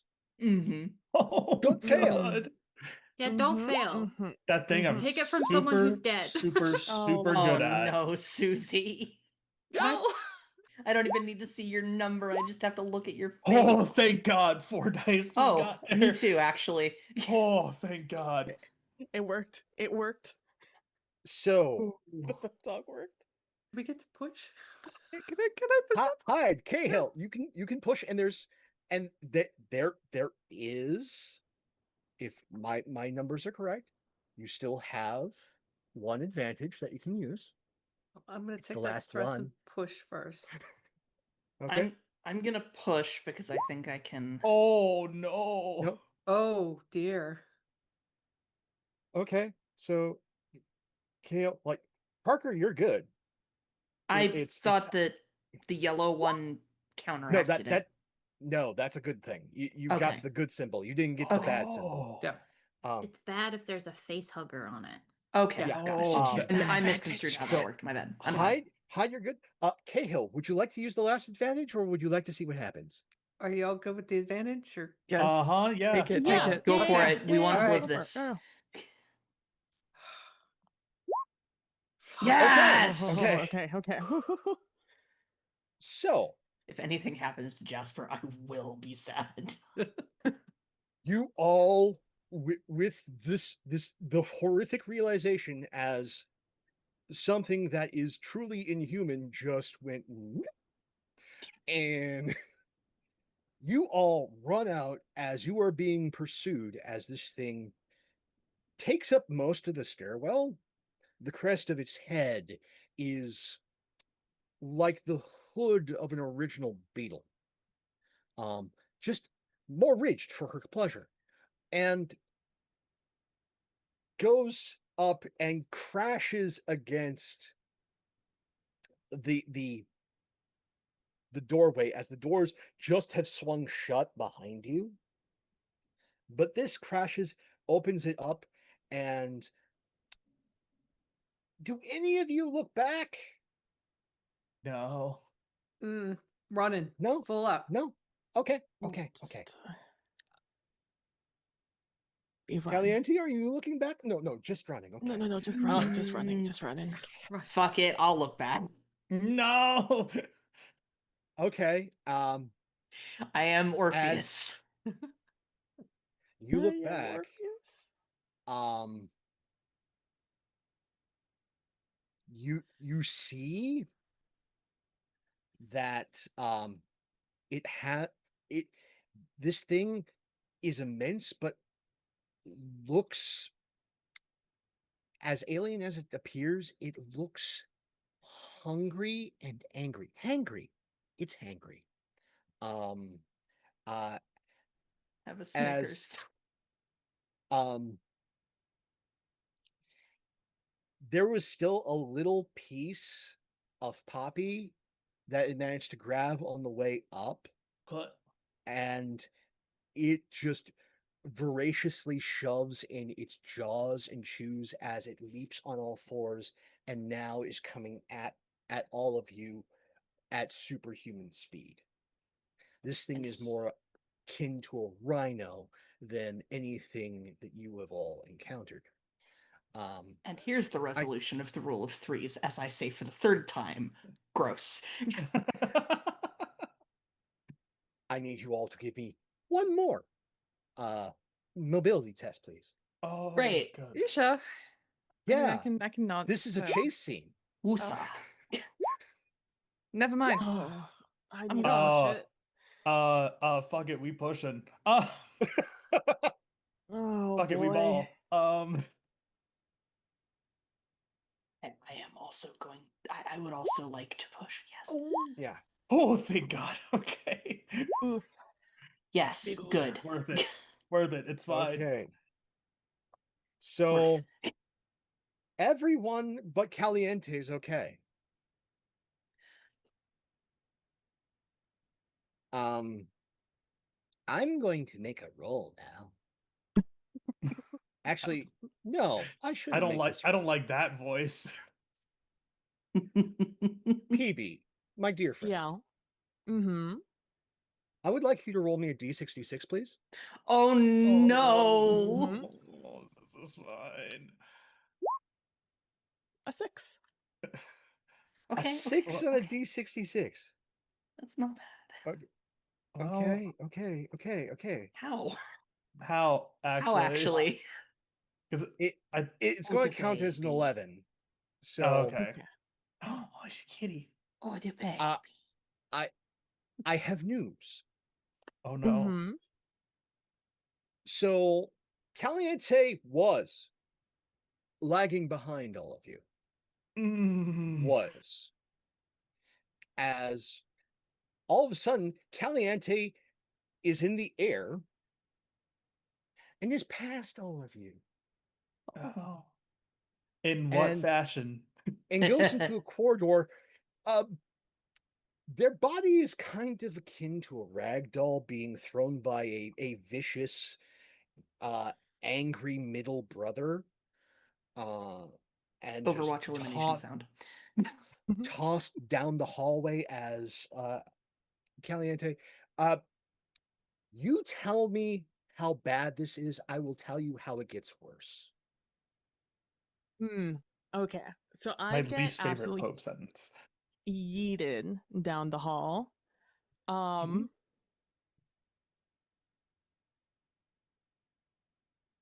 I as we were running and I saw PFC Parker's face as they turned around and saw what the hell was coming at us. I took that as a bad sign, to put it lightly. So as we were running, the reason why I probably lagged behind is because I started fiddling around with trying to get these grenades ready and locked and loaded to be able to turn around and shoot whatever was coming at us. Because Caliente still hasn't really seen what's happening, just visages of awfulness. So as I'm getting absolutely fucking yeeted, what ends up happening is my weapon also gets yeeted away from me as I crumple and I hit hard, breaking something in my pack or various somethings that I had on me. Okay. And Okay. probably get poked a little bit with whatever is in there. Love it. Love it. You're just winded, which is good. I mean, it means anybody can make a quick like med tech test and get you back on your feet if they've got the time to make a med tech test. You did say that you lost your rifle Yes. or the flamethrower because you The have rifle. both. The rifle. You lost the yeah, rifle. because that's the one with the extension for the grenades. Yeah, it has the underslung grenade launcher. That you said you were fiddling with the grenade, getting it ready to fire? Yes. I sure was. Until I fumbled and got yeeted. I have news. That was the happiest of faces. Oh. Okay, good. So you do suffer a misfire of your firearm. It just so happened to be in the right direction. As the grenade fires off, manages to miss miraculously the rest of your squad and directly impacts the hammerhead. Now I do have to roll a d66. I don't even get to enjoy it because I crumple looking the other way. Damn. That's my penance for missing that roll. I don't Yeah, get but to see like- the cool explosion. Cool guys don't look at explosions. You've never been cooler. That's Oh so my! true. So, Mm-hmm. there are consequences. Mm-hmm. Good news, the hammerhead is no longer pursuing you. Yay! Great success.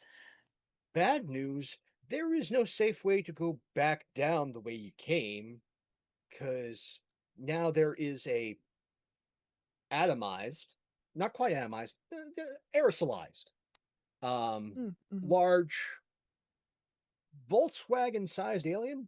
So it makes a really big cloud, and that cloud is eating through everything. Should probably keep running. This happens while you're on this floor, which is deck 1. So you're on a timer. Mm-hmm. None of you, like, if you're having any panic, you're no longer panicked. I would suggest somebody do a med tech test on Caliente Well, we lost the person who's probably best at that. and all of their medical supplies. Yep, I had a bunch of drugs that could have helped a lot, but they're all gone now. I think, judging by, if I'm thinking of the marching order correctly in my head, Lake is probably the closest to Caliente. Well, Caliente did go past Cal- all of you. Oh, Yeah. right. Sorry, Yeah, forgot. Jasper, Caliente got Jasper yeeted. walk over. He just kind of Okay. pops the gun up, bends down. Well, how you doing? You know, it felt better. I felt better. Yeah, been there. Medical aid and a success. Oh my God. Yeah, like there's this lovely like marine exchange, Mhm. and as you're being lifted up, if you don't mind, Cahill, I can totally see you just popping the smelling salts right underneath Caliente's nose as you lift them up. Yeah. There's he won't do it the nice way. If you're unconscious, or he'll do it the nice way. If you're unconscious, it gets the not so nice way, which is where you put it right in the nostril and squeeze. Instead, he's just up and pinch, and your feet clear the ground. Again, he's 6'8", and so he just Yeah. kind of lifts you up by one arm, waves the capsule underneath your nose, and then sets you back down. Pats you on the shoulder. Thanks. You are awake. Thanks. Oh gosh. Never gets You're easier. awake. You can retrieve your weapon. However, it is clear that the firing mechanism for the grenade launcher is borked. So Mhm. you cannot fire it again. But that still leaves you, specifically you, Caliente, with a bunch of grenades you can still toss. Absolutely. And now that I know that they work on this acid monster, I am absolutely going to be taking advantage of that. So while we're taking a quick break, I'm making sure to put these grenades in easy to grab places I for will. quick chucking. I will also say, for some reason, Lake has a grenade launcher. Mhm. And Most of you do. Well, half of you do. and he'll probably just take it. It's probably strapped on the mess that is his back, like onto the big old contact backpack that he has on. He's probably just gonna very clumsily sort of just like, okay, I'm probably not gonna use this, so you can just take it. I mean, for sure, you don't want to spread out the grenades. I They seem to work mean, real good. I'm not really good with the whole weapons thing. You saw that. Well, maybe you didn't, but Hyde had to teach me how to use the rifle, so you just take that. It's probably in better hands. Think of it as a firearm safety issue. Sure. I mean, sure, I'll take it. So, there's some good news. You are not far away from the Apollo core. Nugget, would you do me an excellent favor? Sure. Would you mind being the antagonistic personality of the Apollo core, please? Oh, absolutely. Sure. Thank you so very much. Welcome. In your mind, there has been a great travesty / emergency on board, and clearly the only solution is absolute containment Annihilation. until Oh, containment. Okay. yeah, absolute containment of this foreign biological agent until Seegson Corporate Direct comes and uses the passcode saying that there's a Seegson security service here to put things under lock and key. Gotcha. No one else is allowed to have access to this biological agent or whatever is left of it should your drones not kill it.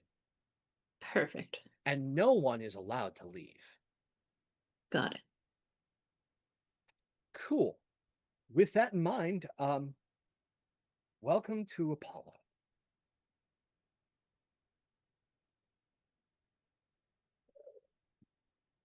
Cool. Uh, Awesome. Yep, just gonna grab Blake by the scruff of the neck and just kind of walk him right up to what the interface. Go, Yeah. fix it Yeah. fast. Got it? Good. Well- And then he's going to turn around, put his back to you, and he's going to, whatever is the opening that's an approach to this, he's going on Overwatch. And There- real quick, if I there's- may. Oh, sorry, Yeah. I'll let you do your thing first. Go ahead. There's a small problem with that, Jasper. As you quickly realize that Seegson Corporate really likes to make shows of things.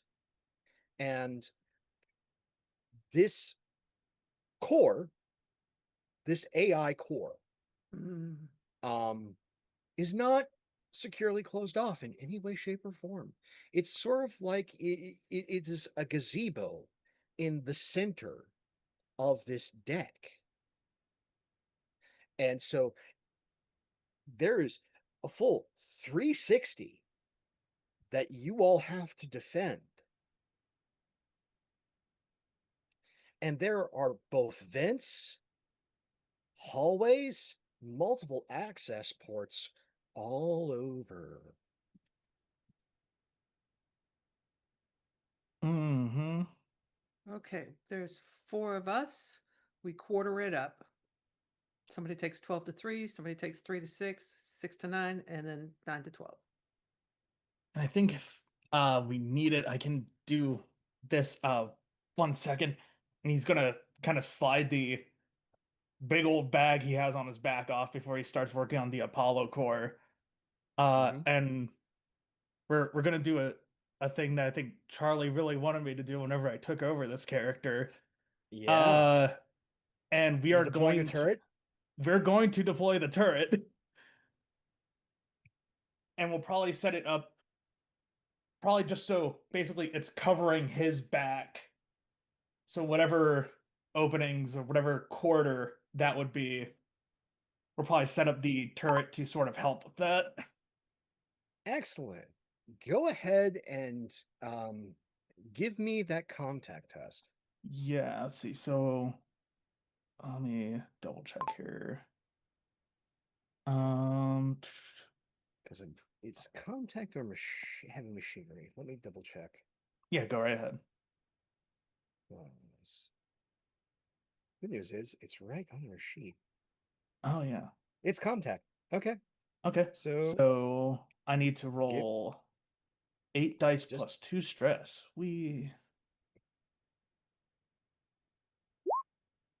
Oh, that's good. That's great. That's awesome. You also get to roll 2 additional d6s, so. Oh, that's great. 4. Okay. That's 2 of the face hovers. Cool.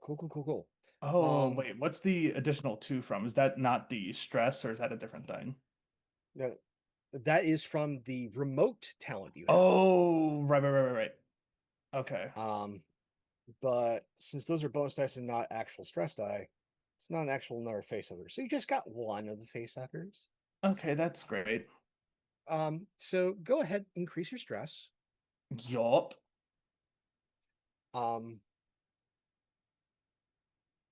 You are setting this up. And again, simple, clean, but as you're setting this up, Parker, the beautiful thing about the motion tracker is it makes a delightful noise. Oh boy. And it's making a lot of noise. A lot of noise. As there's movement, lots of movement. God. We got incoming. Just as you finish setting up your automated rifle system, Lake, there is actually, Nugget, would you please monologue Apollo for me, as Apollo has summoned every single Joe Yes, they could get a hold of in this moment to eliminate these obvious biological threats? Yeah. Okay, so over the loudspeakers of the entire station, not just the Apollo core, y'all hear unauthorized life forms detected in Apollo core. Working Joes, please report for immediate annihilation. Delightful. Thank you so You're very much. too good at that. I hate that. So this seems sporting. I want each of you that is not currently Nugget to go up to that little bar where it says D3 and roll that for me, please. Oh, I'm scared. 2. You know, some days, every day is Christmas. As 3 of you rolled 3, and the others of you, it comes to 3. So that's 12 Joes. Oh. So happy I could do this for you, Pope. Dice tell stories. Don't ask me for anything ever again. Valid. So the first things first, I want to know, Hyde, you've got 3 bogeys. What are you doing? Oh, wishing I was not on this stupid mission, on this godforsaken station. She's gonna back up as far as she can, take a knee, and just start aiming, to try and take out some of these, spines, firing off shots.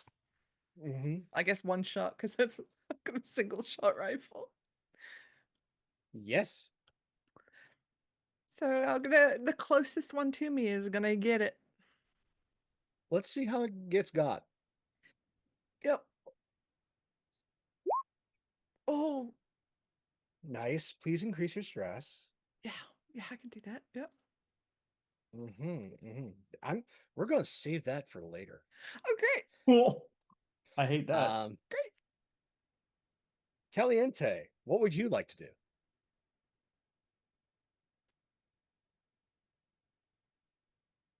I mean, you do have an awful lot of grenades there. I do have an awful lot of grenades. Um, And you now have a perfectly good grenade launcher. I do have a specific grenade launcher that grenade launches. I am going to aim the grenade launcher in a direction with more than one average Joe come in our direction. Well, And there are I'm 3 gonna... coming at you. Oh, good. Love that. Love aiming at them. Okay. And let's see. This is range combat. Then I think I just You should hit have a that. grenade launcher on your set. Yep. Okay, cool. Please increase your stress by 2. Yeah. We'll do. This is And- fine. And we'll get back to that later. We'll put a pin in that. Parker, what would you like to do? Grenade. Okay. Brag out, as they say.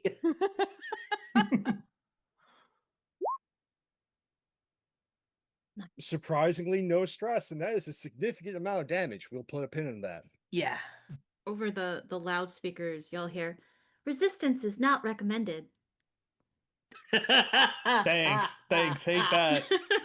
Cahill, what you up to? Oh, full auto, all the way across. He's Okay. Yep. Here we go. All right, you hit. No increase to stress. Lake, Uh-huh. you get fun. My sentry gun set up, right? Yeah, your sentry gun setup. Uh-huh. You under custom roll, it Oh. has a base of 8 and it can't take stress, and it's just an automated system. Yes. So under your custom roll, it should be set up with base 8, 0 stress. Just hit the roll button next to that under custom Yeah. roll. Let's see. Oh, there's one. Oh, I see. There's one that just says attack, so let's see if. Oh, that's. Why is the stress dice there? Because it's noting your Oh. stress as opposed to using the custom roll. I would use the custom roll. Oh, understood. Still, and I know how much damage that gun does. So news. For the things that got grenaded, the Joes are disabled. All of them in the grenade blast, because that's blast 9. Also known as chunky salsa. The automated turret takes out the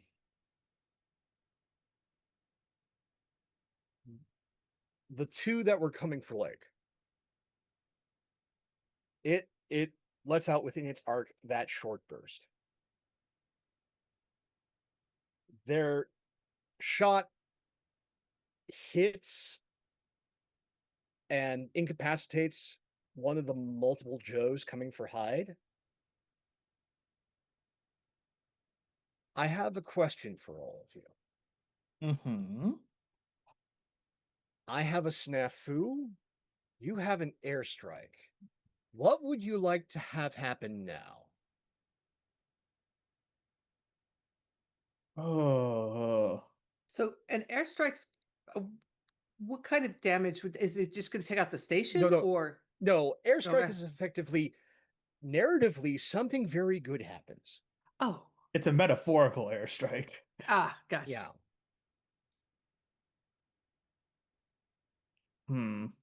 I feel like we're gonna need something really good after something really bad happens to us. So it should get worse before it gets better, or do we want it to get better Yeah. and then get worse? I think, yeah, I like the idea of things getting worse and then getting better. Yeah, Yeah. same. Yep. Okay. So here's what happens. First I need Lake to give me a contact test. Okay. Because this will See, tell me precisely how this goes wrong. oh, good. So, oh boy, I'm adding 3 stress dice on top of this. Okay, Oh yeah. this is This fun. can go very well or very bad. Oh, They let's went go. very well. 4 successes. Good news. In working on the console, Lake, you managed to shut off all of the Joes. Okay, cool, good. Apollo's pissed. Yeah. Apollo, would you like to engage self-destruct? 100% I would. Oh. Over the loudspeakers, you'll hear unauthorized access detected. Lethal countermeasures enacted. Like, can you translate that? As all of a sudden there's a timer that is scrolling full red, like all of the emergency lights are going off, the klaxons are sounding, and you've got 15 minutes to get back to your bird and out of here.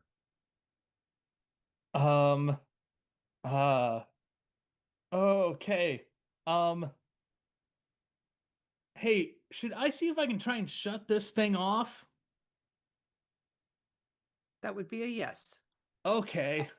Before you even try, access denied. Motherfucker. Like, nah, let this place burn. This thing is, we do not want to let what's in here out there. Yeah, yeah. Oh. Hang on. 15 minutes to station death. Shut up! Drummond, can you hear me? Yeah?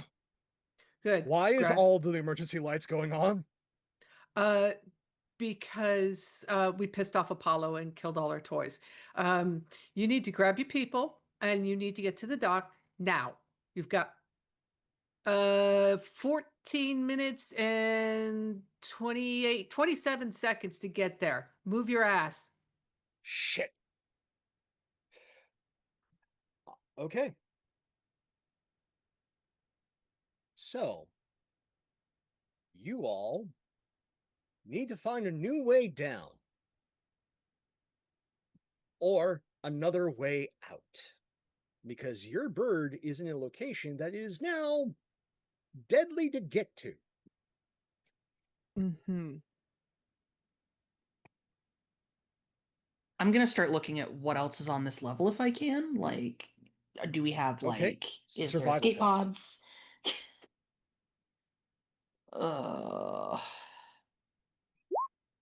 Come on. Oh, good. Stress increases by 1. I need you to make me a Great. panic test. Great. I Oh, love God. that.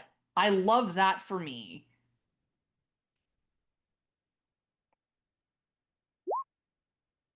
7. Okay. Okay. It's not great. It's not bad.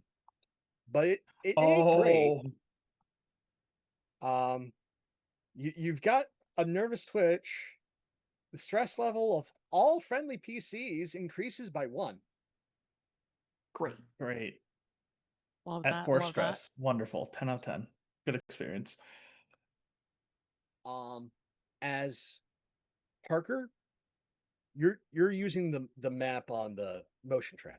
Right.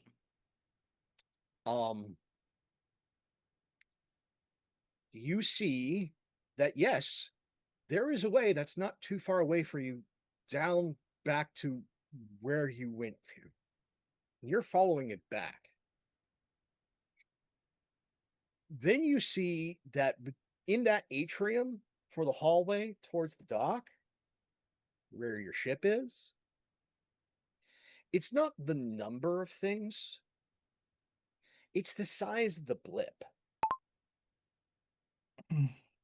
That's a really big blip.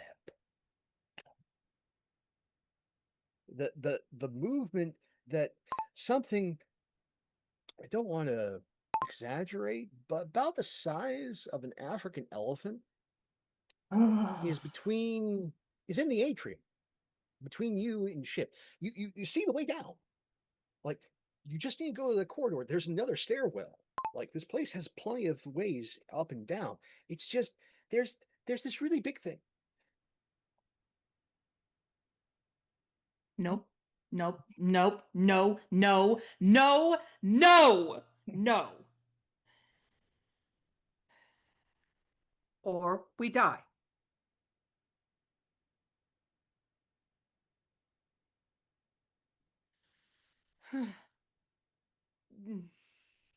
Look, we're going. That's it. Load up. Let's go.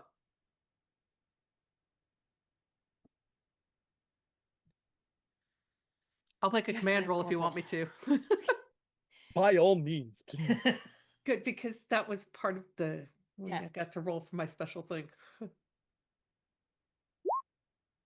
Oh, well, never mind then. Great. Love it. No. Now this triggers something else. Yeah. Whoops. Caliente, Yeah. you have Hothead. Would you like Sure to do. ignore Cahill's roll command test? Oh boy. Yeah, I think I will. I think I would like to. Because my stress is that's real great. high. I'm feeling Yeah. real stressed out. Stressed out and rebellious. I love this. Yep. So go ahead and roll me manipulation. Down here. And Yeah, it's like the thing underneath empathy. okay. The irony. I just rolled this. I just have to hit the little roll up in Hothead. Yep. Okay. Well, it should have. Let me quickly make sure that it's set up properly. So empathy and skill. Skill is manipulation. Yep. You should be good. Hit roll. All right. Mm. Ooh, no. God, that stress. You can feel free to act however you want, Caliente. As bad as you want to be. I go up to Parker, and I'm like, no, you find us another way out of here. We're not gonna go to another, whatever the hell that thing is. The thing we went to did not have that big of a blip. I do not want to find out what that other thing is. You find us another way out of here.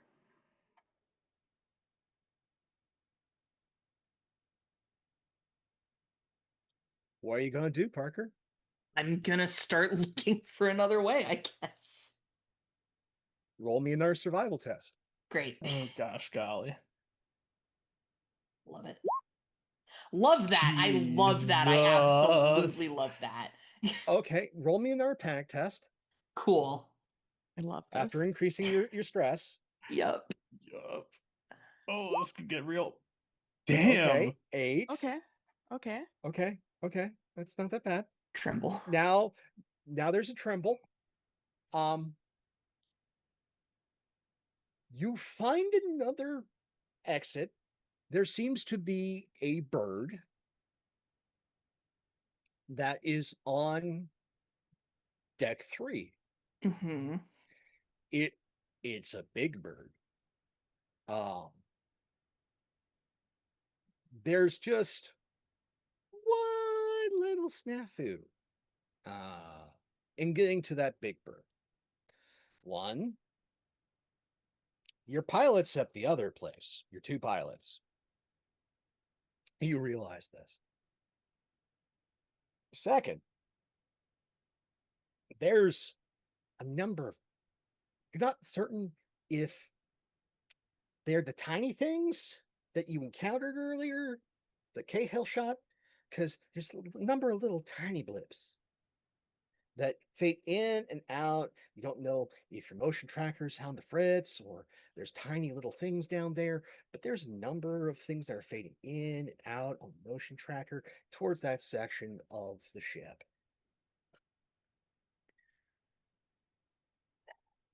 I mean, there's this. These are much smaller.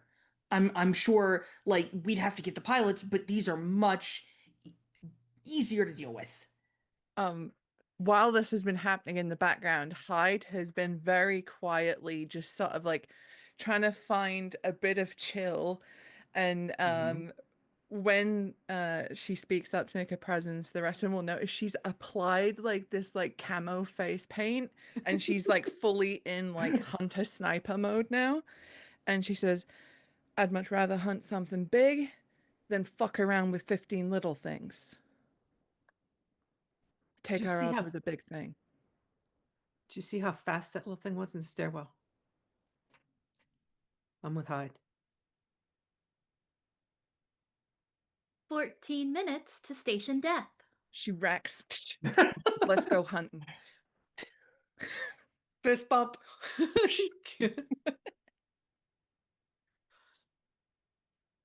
So what do you all do? Follow the Lance Corporal. Follow, yeah. What you doing, Caliente? Are you going to follow with the rest of the squad, or are you going off on your own? Don't know how to navigate on my own. Don't have a choice. But so I will follow them. But I will be I was gonna say doom scrolling. That is not the term. Be just saying things like, this is, you're leading us to our death. Oh, this, we're gonna end up just like Morg going down here, and just like variations of that. Just the full-on doomsaying, complaining, game over, man, game over. Yeah. Also known as every Marine on a 20-click hump. So you guys get down the stairs, this alternate stairwell.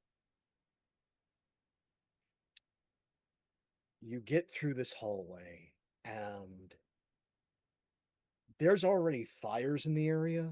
Seems like the acid's burned through a number of different places.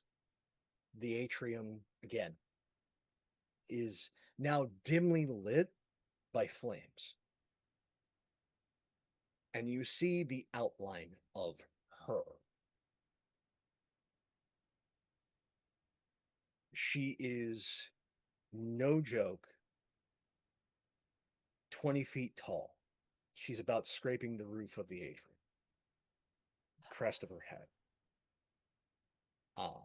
She is massive. Her tail is almost as long as she is tall. You can see silhouetted against the flames. Massive claws. Each one about the size of a machete.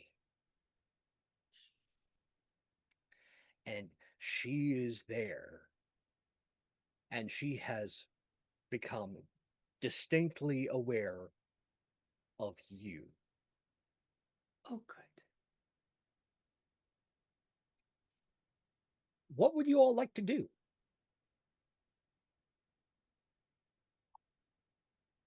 Open fire. I would like to unload. Yeah. Grenades. Grenades would be good. Oh, yeah, this is a perfect time. Yeah. Yep. Okay. Yep. Noted And for I'm grenades. going full auto. All right. All of you, I want to see this. Pump as much damage as you can.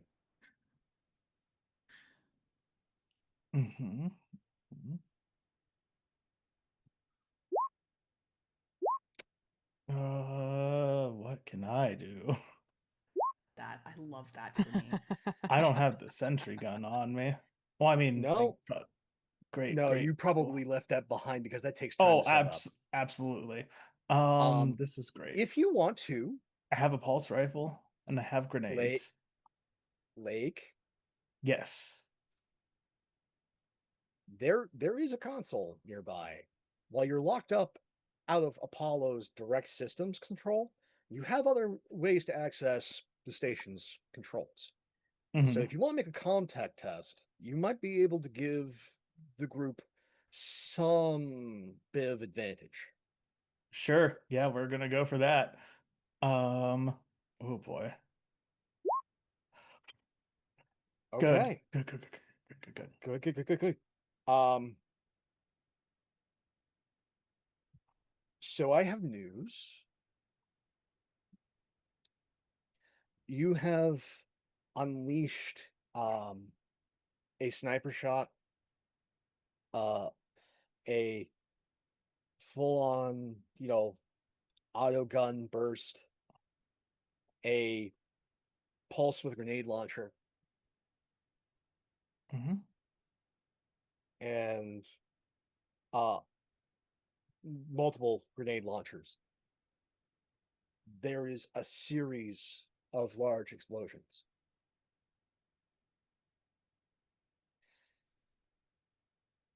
And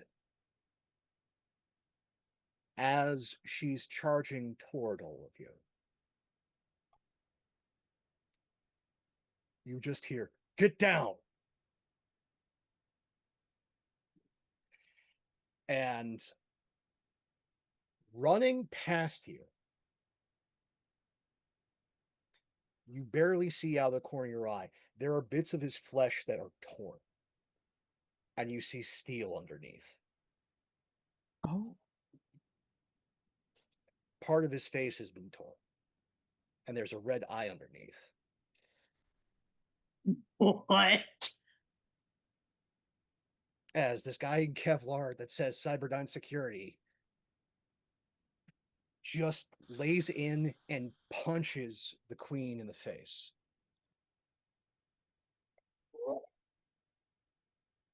Run, take the kids with you.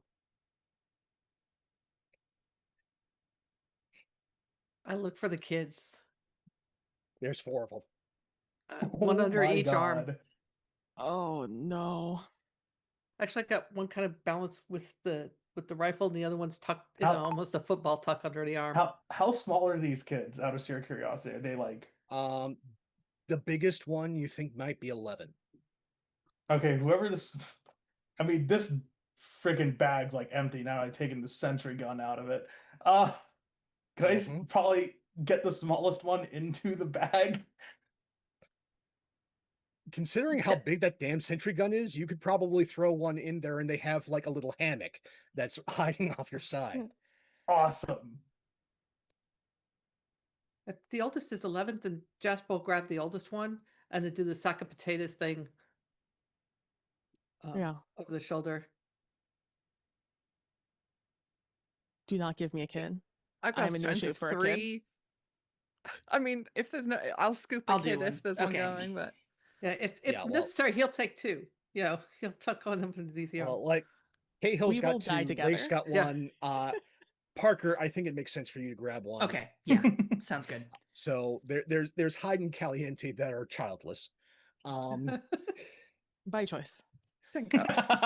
Oh, just real quick, if you guys haven't seen it, we do have a crit and an advantage from Chris for the party. So thank you, Okay. Chris. Yeah. Cool. Oh. Thank you. If you guys want, I'll use the crit now. Sure. Yeah. You guys are booking it past as the queen is trying to lash out to you. "I'm not done with you, bitch." As Dude. this thing leaps up, grabs the jaws, tears. Yes. Yeah. Doesn't kill her, but her jaw is completely broken, hanging wide. Oh, Fine. At the same time, she grabs hold of him and tosses him. As you guys are booking it, we see him impact and the wall almost buckles. As you guys are running it, there is just this knockdown, drag out fight. He's missing an arm the next time we see as the doors are closing behind you into that hallway. Pilots have already done the pre-flight. Everything's ready to go. You rush on board. You are flying out, or trying to, when the entire station begins to rumble.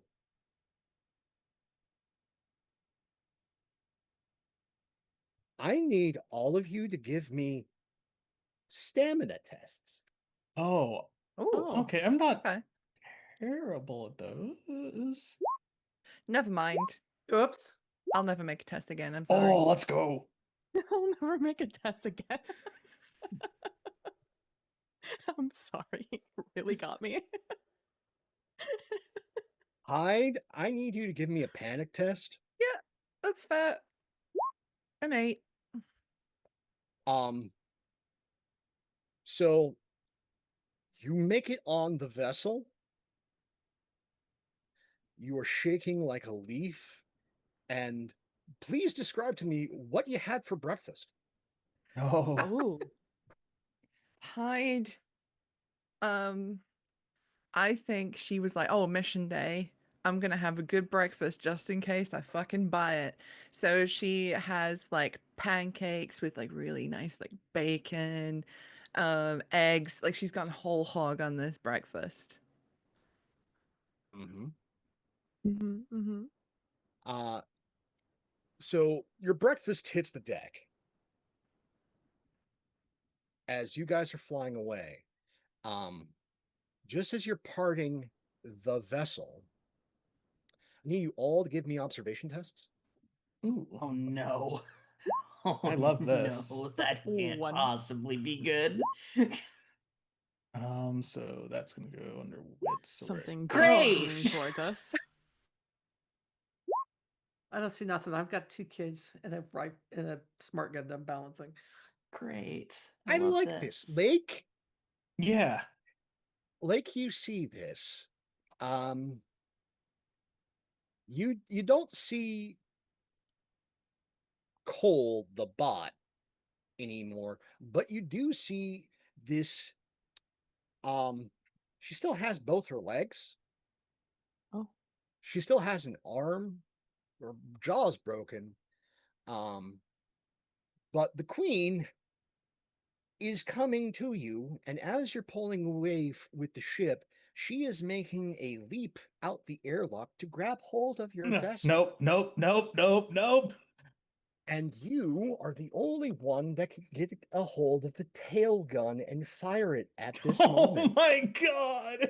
No. Been real. Goodbye, everyone. So we're go fine. ahead and roll me a so ranged combat test, please. You do so have an sorry. advantage. Advantage means what again? I'm sorry, because You now can I'm like re-roll this stressed. if this goes entirely wrong. Awesome. Fuck. Yeah, we're Would gonna you like to re-roll use that re-roll? Uh-huh. God. Fuck. Would you like to push? Yeah, fuck it, we pushing. Yeah. Please, God. So increase your stress. Oh my god. Jesus Christ. Oh, I need you didn't to make me a panic roll. I did not add the extra stress die. Give me one That's second. fine. The success is what you needed, but please roll me that panic test, please. Oh, you After got adding it, your bud. stress. Okay, so I'm looking. A 9. No. Okay. Wow, guys are Drop rolling item. exceptionally well on the panic tests. What the hell? So on a 9, it's freaking unheard of in this situation. I am almost upset. Yeah, y'all aren't getting any of the like really Oh. bad ones. But 9 is now you drop an item But my stress also does increase by 1, so I'm sitting at 6 Yeah. stress right now. So I think in this moment, you fire the tail gun. It hits her right in the face. As she, like, this pushes her back towards the station. As you guys fly back towards the USMC vessel. And just like casually, like no one even notices it, the moleskin just falls out of your pocket and clatters to the deck. Now, this is surprising. You guys make it back to your ship just as the station goes critical.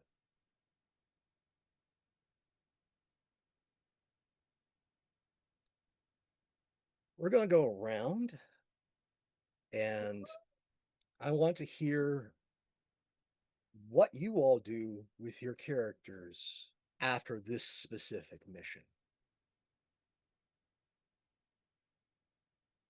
I want to hear about these soldiers that got free of Colton Station.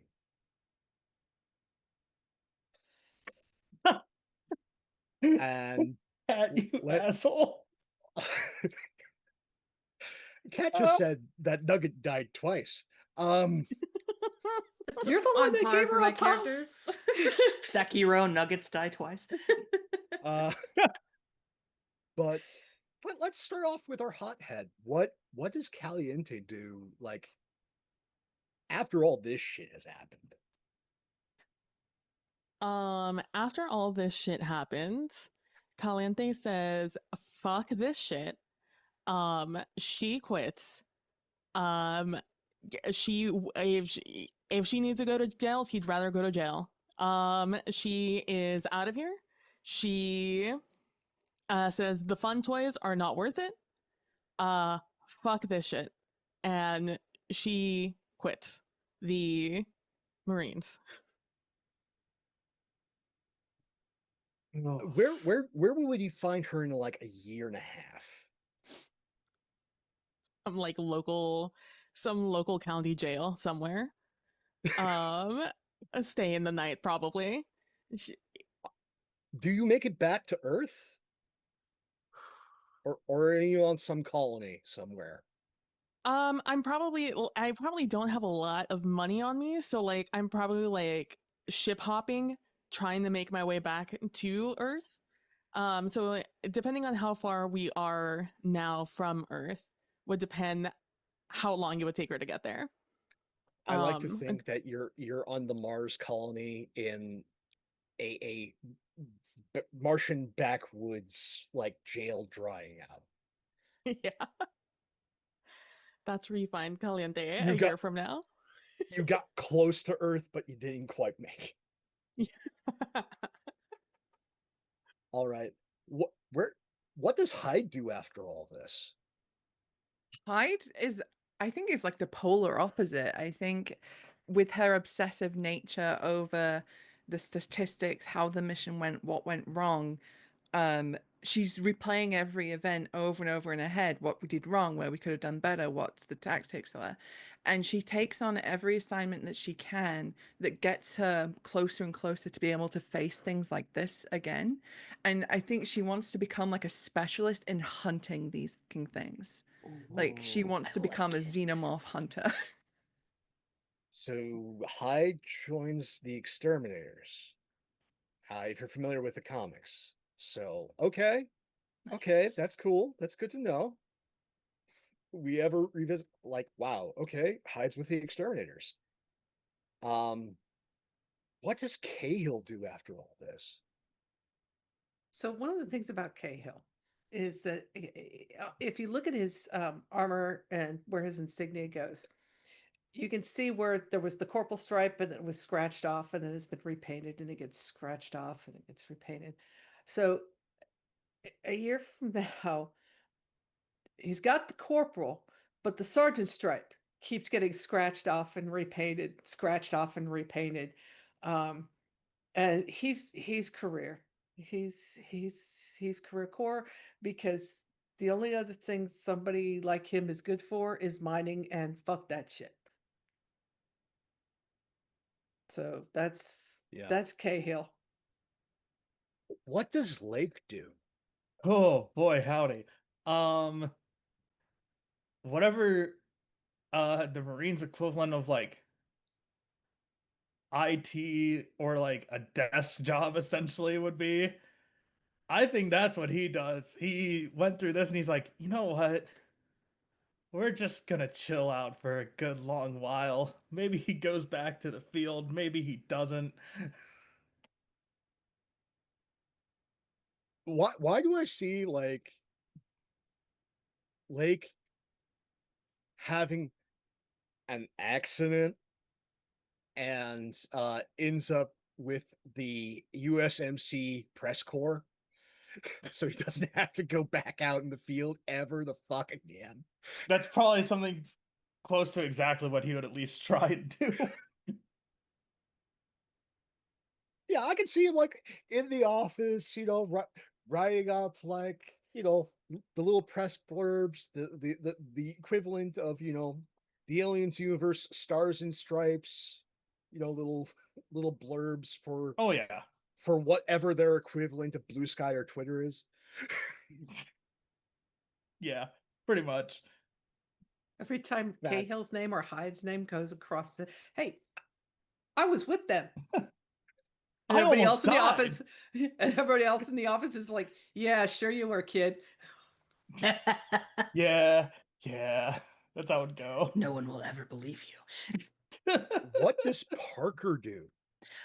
I think Parker is sufficiently fucked up by having seen not been right there when she got snatched away, but having seen Poppy's body in the jaws of that thing, that they actually wind up with a medical discharge for the PTSD. But in a happier twist, she and her wife do wind up adopting one of the kids that they rescued out of the station. Oh, that's fabulous. Ow. Well done. Now, Nugget, I've got a question.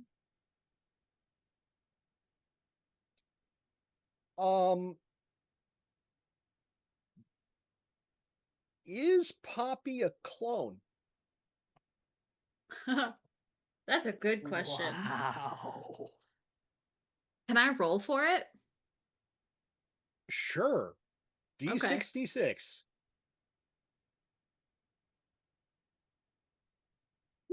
16. Oh, hell yeah. Yeah. Nice. Yes, Poppy is indeed a clone. Ooh. Where do we find Poppy's next clone? So Poppy's next clone is not with the Marines.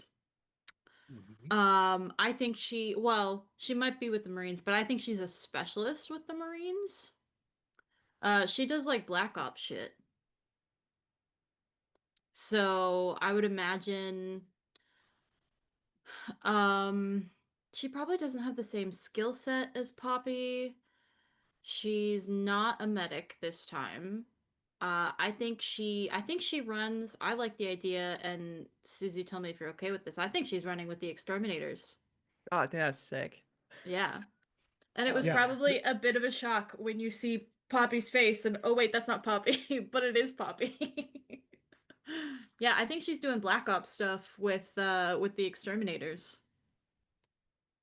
Why am I just picturing like Poppy now as an assault marine, Oh, 100%. Yeah. Yeah. I love that. it. Oh my god. kicking down doors and using shotguns and all that Just shit? violent in all aspects of life. Okay, so we've got not Poppy, uh, and Saskia. with the exterminators on the far edges of USMC patrolled space. Some of the kids being taken in by somebody who understands just how bad that all was. A number of the other kids, being placed, all of them make it back to Earth. They get decent homes in this dystopia. Lake getting all of the, press that comes from the good press from the exterminators' work that is allowed to be published. Again, the xenomorph is not allowed to be known by the public, but the lesser bugs out on the frontier, that's perfectly fine. That's Oh, yeah. wonderful to report. Cahill probably not quite on the edge with the exterminators, but in the regular USMC to deal with, the normal bad shit. You keep surviving. We're going to just keep pushing you further out there. And Caliente on Mars, drying out in the tank, when a familiar looking individual has a face of Lance Hendrickson, comes in and goes, "So, former Private First Class Lucinda Caliente, are you content with, going from one small drunk tank to the other, or would you like to try something else?"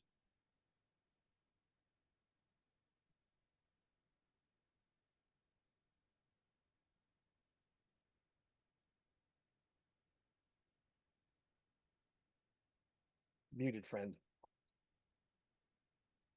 And as I look at their face and their, I'm assuming, uniform, I will, in like my still not sober disposition, I'll look up at them and I'll look at their face, I'll recognize their face, and they'll blink and it'll be Poppy's face. And I'll blink and it'll be Hendrickson's face again. And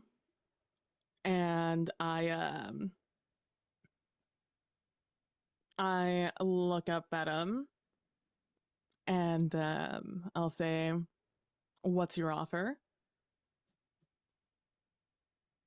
A lot of money and a station where no one's going to bother you.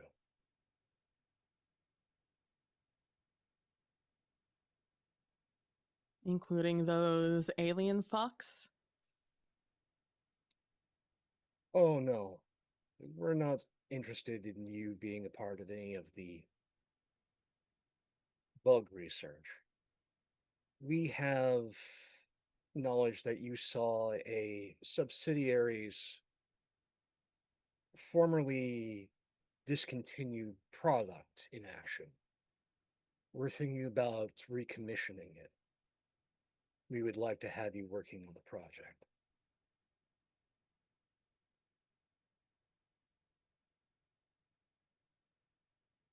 At the first sign of any alien fuck, you know the ones. I'm out. Promise no bugs. Just robots and bits of flesh. Pocket. There's just a broad smile. Cut to black. And thank you all so very much for joining us for this this foray into aliens. We have managed to hold me to the post for 750. I am going to have to reach deep into Good Society and find out how to make it exceptionally goth. And probably quite vampiric. So that's it. Though I will say, y'all got 12 minutes to get $90 more on there. Sniper, Told me take the to- shot. Told me to my second test. But let's first meet all these wonderful people who helped tell this amazing story and find out where you can find them. Let's first go around the horn with our casualty. Nugget, how are you, friend? What are you up to and where can we find you? Hi, I'm great. I died, which is on par for a lot of my characters, so I loved it. It was a lot of fun. I'm Nuggetosaurus. You can find me on Laugh Love Lindy's channel mostly. You can actually find me there at 9 p.m. Eastern Standard Time tonight. We are running through a Ghost of Saltmarsh campaign. We just battled a bunch of Sahagwin, a bunch of bad fish people who were going to invade Saltmarsh, and we almost TPK'd, and it was kind of terrifying, but everything I'm sure is fine now. That's me. That's pretty much the only place I play is on Laugh Love and Lindy's channel. This was a ton of fun. Thank you so much for inviting me, and I'm excited and about the potential of maybe doing more. Delightful. Let's go over Celeste. How are you doing, friend? Where can we find you? What are you up to? Hi everybody, I'm Celeste PLS with way too many underscores on Twitter. I have a Blue Sky. I don't do much there, unfortunately. I don't do a whole lot of streaming stuff right now either. But if I would like to direct your attention to the Misconceptions Podcast Network.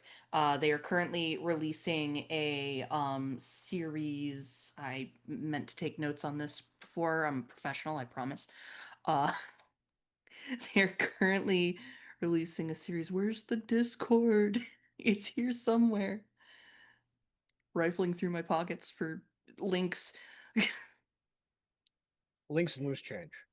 Yes, exactly. There it is. There's the logo. They are currently releasing a series called Maple Valley Chronicles. It's a actual play podcast about a book club that are also paranormal investigators. And it's a lot of fun with a great cast of characters, and that network is also ramping back up to put out more content, some of which in the future I may or may not be involved with. I'm not at liberty to say much more than that. But if you want to potentially hear my voice again, that would be the place to look into doing it. And definitely give Maple Valley Chronicles a listen, and also their past shows, because they're just a great group of folks who tell some good stories. But yeah, that's kind of me right now. I don't really have a whole lot going on. That might change in the future, but for now I'm just kind of getting through it because the world kind of is a disaster right now, and I'm just trying to stay not on fire. Not on fire is a good thing, but someone who can definitely bring the heat is PB. How you doing, friend? And where can we find you? What are you up to? I am PB from at PB Plays Inside, where you can find me over on Blue Sky and on Twitch. I primarily do I do some gaming. I also do some TTRPG stuff, which is usually solo games, but sometimes I invite my friends to do stuff. And I am currently taking it easy in the month of November after a pretty stressful October for various reasons. So I'm probably just going to be doing some gaming stuff this month and then come back in December and hopefully have found some solo TTRPG to play that's holiday-esque. And who knows what crazy thing I'll do this time around for the show. And am I on anybody else's show? I don't think so. So that is me. Somebody who always shows up with the most is Spencer. How you doing, friend? And where can we find you? So see, I'm at Spencer DVA on Twitter. Not really up to anything in the tabletop RPG streaming space now. This is the first thing I've done in Lord knows how long with streaming. Um, yeah, I mean, I'm not up to anything right now, so I'll just replug everything that everyone else has been talking about. and say go check those people out because they're cool folks. Well, someone who is always cool and I always love to hang out with would be Kat. How you doing, friend? And where can we find you? Hey, I'm doing all right. Tiltify was being stubborn and was taking too long, but I did get my donation in. Um, go Navy. I'm like Spencer. I've been away from the online streaming for a while, but who knows what next year's going to bring. So I'm just here. Um, but yeah, anything that any of these people are doing, go check it out. You will not be disappointed. You will have a good time, and you will laugh, you will cry and swear, and but most of all, you will have a good time. So yeah, check them all out. They're all good people. And someone who almost always guarantees me a good time, whether working alongside or being able to see what they're up to, would be one Susanna Grace. How you doing, Susie? And where can we find you? What are you up to? Thanks, Pope. I'm good. This game was great. Thank you all so much for playing. It was great to play with some familiar faces again and some new faces. It was great to meet. I hope we get to play again very soon. At the minute, I'm taking a bit of a break from my personal streaming, but I am still on the Follow Black Cats channel every Monday in our Fallout campaign, where I play poor little missionary Debbie, who is just trying to survive and gets covered with goop every single episode without fail. This week it was her own blood for a change, which, that's new. But when I'm not doing that, I'm making tabletop RPGs with the crew at Black Cats Gaming. We just did a Kickstarter for the supplement for our spy game, which is a 5e based game of international espionage and action. So late pledges are available for that if you haven't backed it, and I recommend you do, because I'm going to paint some spies, and there might be a reprisal of the greatest pant leg in tabletop history in that one. Just saying. So check that out. And then a little plug for my game Chevalier, which is a little solo game about being a doomed teenage mecha pilot. So if you haven't played that, check it out. Thank you. Well, again, thank you all so very much. Again, this is a yearly thing. I know for me, and Fisher House is an incredibly important charity. For those of you who are not familiar with, it helps services families when one family member has to go into the hospital for insert horrific thing here. And being able to have a place close to the hospital where you can feel like something akin to home is incredibly important for keeping the stress down, keeping trauma down. As somebody who lives with medical based PTSD, this has a very near and dear place in my heart. Just having somewhere families can go so they're not locked in and they don't have to necessarily wake up with the sounds of machines beeping and having that stress haunt you day after day. So, thank you all so much for everything that you guys have given, everything that you continue to give. And thank all of you players for agreeing to this on surprisingly short notice, but you all being so incredibly gung ho, so giving of your time and talent. I cannot thank all of you enough. If you want to see more of my silly face, definitely stay tuned here on this channel. There's Prax and Pope plot avoidance that will happen as things continue on throughout the week. But also, you can definitely want to see what more that comes afterwards with this. I believe Jim, other Doc, yes, that Jim, is going to be doing some inspectors in about half hour. Which is always a good time. And then there will be even more Veterans Day charity drive stuff on Sunday. And if you're not here for some strange reason on Sunday night at 8 p.m. and you want to see more of my ridiculous face, you can catch me over on Laugh Love Lindy, Trooper SJP, High Shelf Collective and Wandering DM as they co-stream Roleplay Reflect. We just make characters for Rogue Trader. Is a disturbingly thirsty crew. I get to play a deep, deep but prestigious mutant. I I already have a delightful and noble boyfriend, and because of familial reasons and ties, I am in a position of pursuing Lindy's rogue trader, um, who has very strange tendencies and preferences. So if you want to see how all that plays out, please come and join us there. And again, thank you all so very much. Our live VOD YouTube stories, nothing without its audience. You're much part of this as we are. Please take care of yourselves and one another. Look forward to seeing you very soon. And I'm going to hand everything back over to Prax.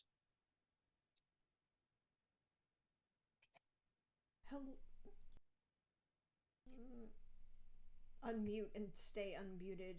Thank you. Hello, everyone. Welcome back. Thank you for that, Pope. Thank you, wonderful players, for volunteering your time. I appreciate each and every one of you, and the Fisher House team definitely does as well. We are currently sitting at $950 of our $1,000 goal. Thank you, everyone who's donated so far. Thank you, everyone who's shared the link around. Thank you, everyone who's cheered and given us all of the support that you could. Since we beat our $750 goal, that means Pope has to run a Good Society game for Lindy and I, and probably a few of our friends, in the most gothic of ways, which that'll probably be very interesting to watch. Come back and see us in the future. But we'll be back at 8 p.m. Eastern for Other Docs running of Inspectors. Lots of fun there.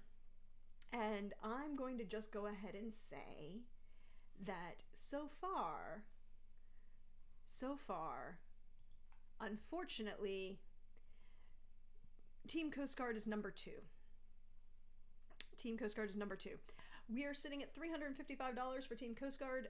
The Marines are unfortunately woke up and decided to go support each other because it's the Marine Corps birthday.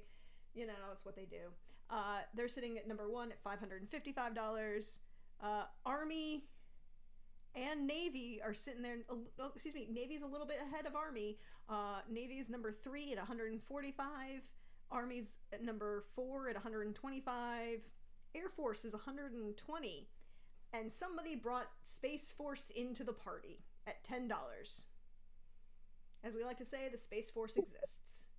But thank you all for your support today and Sunday, and looking forward to next Sunday as we all support Fisher House Foundation. And I will see you at 8 o'clock to give you some more updates about the wonderful things. Now, I'm going to tell you the same thing I said last session. We might have to go offline to do some tech set up, but we'll be right back at 8 o'clock, or even beforehand once we get tech set up. We will also run the ad break now to get rid of any of those pesky pre-rolls that cause so many problems for all of us. But I would like to point out that this group did much better than Pope's group last year. There was a full TPK this last year, and only Nugget died this time. Twice. Nugget died died twice. Yeah. Yeah, Nugget died twice. I think that's special. That's a unique occurrence. But we will see you all at 8 o'clock. Thank you again for hanging out with us. Thank you to these wonderful players. Thank you to Pope for running this game. And thank you to all of you who are watching, sharing, and all that good stuff. And we'll see you later. Bye-bye. Goodbye.